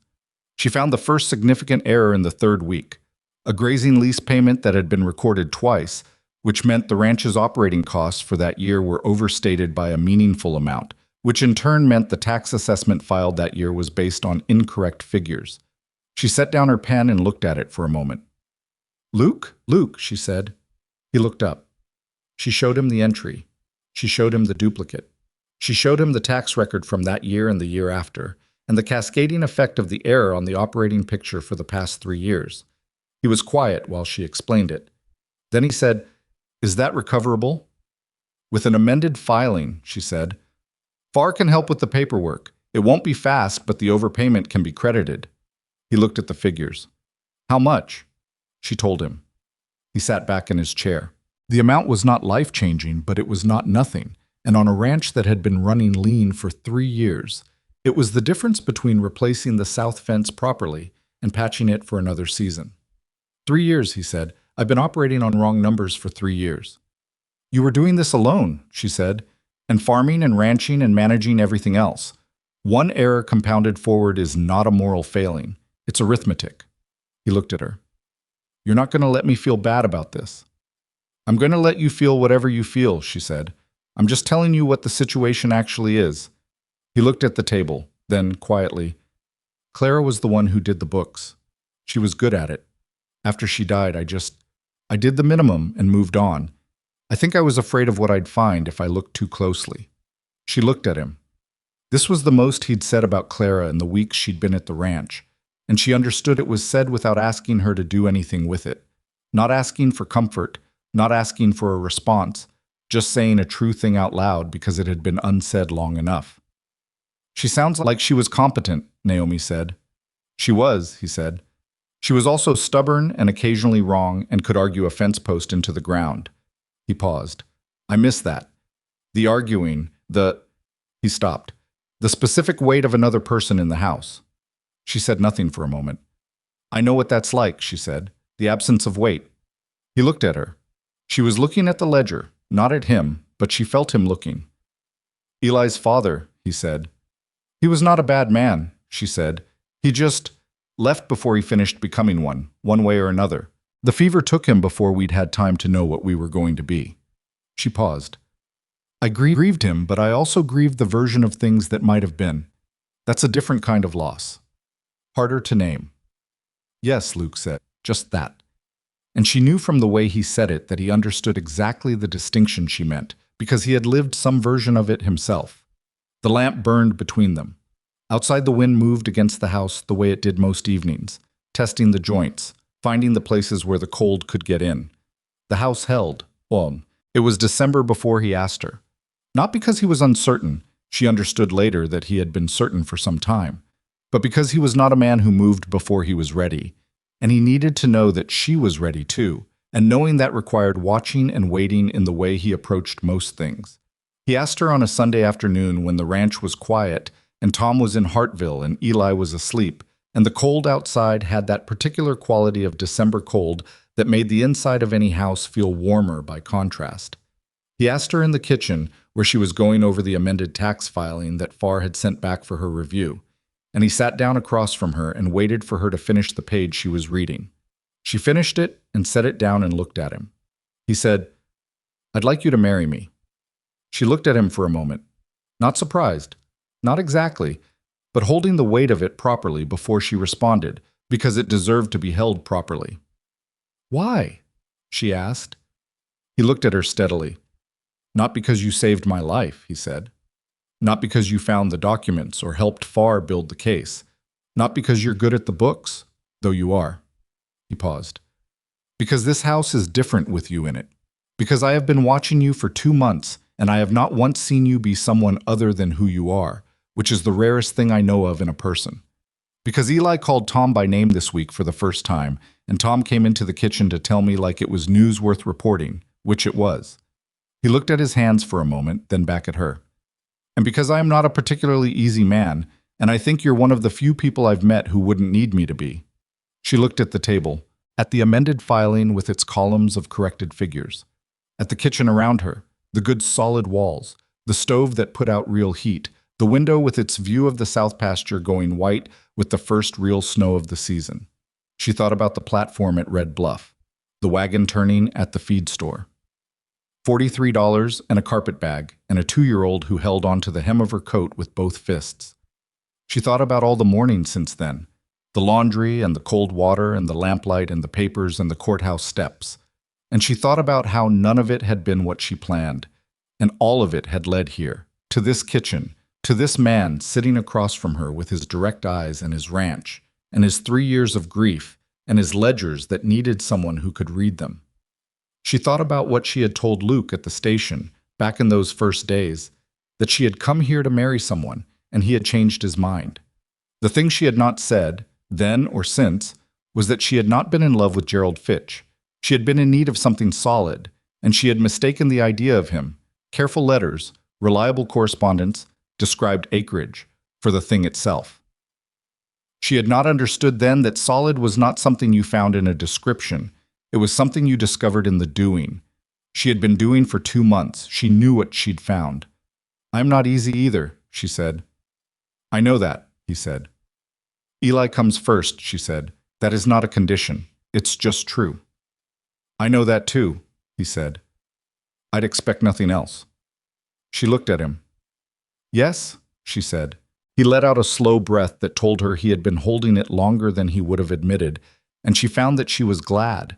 Glad that he had not been entirely certain, glad that it had cost him something to ask, because things that cost nothing tend to be worth the same. He reached across the table and put his hand over hers. Not a dramatic gesture, just a hand on a hand, solid and warm. She turned her palm up and held it. They were married in February, in Millhaven, with Farr as witness, and Tom standing in the back of the room in his good shirt, looking like a man who has been talked into something and is not entirely sorry about it. Eli wore his cleanest clothes and sat through the ceremony with his rabbit and his watchful eyes, and then, when it was done, walked up to Luke with the confident authority of a child who has decided something important and said, "Up." Luke picked him up. Eli put both hands on Luke's face the way small children do when they want someone's full attention and said, "Home." Luke looked at him, then at Naomi. "Home," he said. Eli nodded, satisfied, and settled against Luke's shoulder with the rabbit tucked under his arm. And that was that. The Territorial Attorney General's inquiry into Victor Hale's conduct took 8 months to conclude. The findings were made public in October of the following year. Hale was found to have directed the filing of fraudulent claims in not one, but 3 separate land disputes over the previous decade, with Dreer as the consistent instrument. 2 of those disputes had been settled before the other parties understood what was being done to them. The Dawson case was the one that had gone to court, and the detailed evidence Farr had assembled was cited in the Attorney General's report as the basis for the broader investigation. Hale was assessed substantial financial penalties. He was prohibited from filing further land claims in the territory for 15 years. Dreer faced separate criminal charges. The company names that had fronted for Hale's operations were unwound in public record over the course of those 8 months, and each unwinding revealed another layer of the same patience Dora had warned about. The long game of a man who understood that most people didn't look closely enough at legal language to see what was being done to them until it was done. Naomi read the Attorney General's report in its entirety. She read it at the kitchen table on a November evening, a year after the courthouse in Mill Haven, while Luke fixed a hinge on the back door and Eli slept, and the snow that had started in the afternoon continued with the steady purpose of a Wyoming winter. She read it and thought about the 3 land disputes before the Dawson case. The parties who had settled without understanding, whatever they'd lost. She thought about her mother's house. She thought about how many things in this world are taken from people not through violence, but through paper, through language that obscures rather than clarifies, through complexity used as a weapon against people who don't have time or access or the specific literacy to fight back. She thought about how her mother had lost the house not because she was foolish, but because no one had ever taught her to read the documents, and how Naomi had sat in that room at 9 years old learning the lesson anyway, in the hardest way, the way that stays. She closed the report. Luke came in from the door, brushing sawdust off his hands. "Done?" he asked. "Done," she said. She looked at him. "I want to do something with what I know." He sat down. "What do you mean?" "What happened to us? With Hale? With the documents? It happens to people who don't know how to read the language," she said, "who don't have someone to explain what the survey record says or what the chain of title means. It happened to my mother. It's probably happening to 6 people in this county right now who don't know it yet." Luke looked at her with the particular quality of attention he brought to things she said that he needed to think about before responding to. "What would you do about it?" he said. "I don't know exactly yet," she said. "But Farr mentioned last month that the county bar has been discussing whether to establish some kind of land records office. Not a law office, just a place where people could come and have documents explained to them. Plain language. No fees." She paused. "He said they didn't have anyone with both the literacy and the practical knowledge to run it." "He mentioned it to you," Luke said. "He mentioned it to me," she said. A silence. The snow kept on outside. The lamp was the same lamp it had always been. "Eli's old enough for you to do this," Luke said. "Tom can take him in the mornings. He follows Tom around like a second shadow already." "I know," she said. "I'd need to talk to Farr properly, work out what it would actually involve." "But you want to do it," Luke said. It was not a question. "I want to do something that means the thing that happened to my mother doesn't keep happening," she said. "Yes." He looked at her for a moment. Then he said, "Write to Farr tomorrow." She did. The Land Records Office opened the following spring in a rented room above the Mill Haven Bank, 1 morning a week at first, then 2, then by the end of the first year, 4 days a week with a waiting list. The people who came were mostly women, because it was mostly women who had been left to manage documents they hadn't been taught to read. Widows with farms and unclear deeds, wives whose husbands had died or left, and who held papers they couldn't interpret. Young couples who had been offered land purchase agreements with language designed to obscure the terms. Naomi read the documents with them. She explained in plain language what the papers said and what the implications were, and what questions to ask a lawyer before signing anything. She did not give legal advice. She was careful about that, and Farr had helped her establish the distinction clearly. But she gave people the language to ask the right questions, which was often the thing they had been missing. Some of them had been about to sign things they should not have signed. Some of them had already signed things that could still be addressed. A few of them had come because they'd heard about the Dawson case and believed, rightly, that what Naomi had done with those documents was not magic but a skill, and a skill could be explained. She explained it, every time, to every person who came through that door. Farr told her, at the end of the first year, that she had prevented 3 fraudulent land transfers that he was aware of, simply by helping people understand what was on the page in front of them. She did not find this remarkable. She found it necessary, which is a different thing. Remarkable implies surprise. This was the work that had been waiting to be done, and she was doing it, which was the only appropriate response to finding a thing that needed doing. Red Bluff did not become a different town. People are not transformed by one story, no matter how instructive it might be, and Naomi had never believed in that version of how the world changed. What happened was more ordinary and more durable than transformation. The people who had been quick to talk about her became quieter. The people who had been quietly decent became a little more visible. The town didn't forget what it had said about the woman at the station. That is not how human nature works. But it began to incorporate what came after, and the accumulated weight of what came after was considerable. Dora sent her a note in the second spring that said only, "The woman who stopped you on the main street came into the laundry last week. Said she owed you an apology but didn't know how to make it. I told her she could start by not doing it again. She's been decent since." Naomi wrote back, "That's enough. That's all any of us can do." Hennessy retired from the station in the 3rd year and wrote Luke a letter saying that whatever else he could say about the matter, the best thing that had ever come through his station door was the woman who had arrived on the Tuesday train with a child on her hip and $43 and had not, as best he could tell, stopped moving since. Luke read the letter aloud at the kitchen table and said nothing after it, which was the right response. Tom, who had never once directly commented on any of the circumstances of Naomi's arrival or Luke's courtship or the marriage or anything else related to the personal business of the people he lived among, did the thing he always did when something mattered to him, which was to demonstrate it through work. The year after the wedding, he rebuilt the south fence on his own, correctly, with new posts set at the right depth, without being asked and without mentioning it. When Naomi asked him why, he said ranch deserved a proper fence. She understood that he meant more than the fence. Eli grew. This is not a small thing, though it sounds like one. He grew the way children grow when they are in a place that is theirs, not without difficulty, not without the particular negotiations and reversals, and learning the hard way. That is the basic curriculum of childhood, but steadily, in the direction of himself. He had his father's dark curls, and Naomi's eyes, and Luke's patience, and a stubbornness that belonged to no one in particular, and possibly to the specific combination of those people. He followed Tom through the barn in the mornings. He sat with Naomi in the evenings when she worked on the accounts. He called Luke by his name until he was 4, and then one morning he stopped and didn't, and nobody made a point of it. He would be, in the years to come, the kind of person who noticed things, who remembered what he observed, who moved through the world with the particular quality of someone who had been raised around people who showed up for difficult things and did not perform the showing up, but simply did it, quietly, because it was what the moment required. That is not a small inheritance. There is a thing people say about families, that you are born into them, that they are the circumstance you arrive with, the fixed point. And there is truth in that. Blood is real. History is real.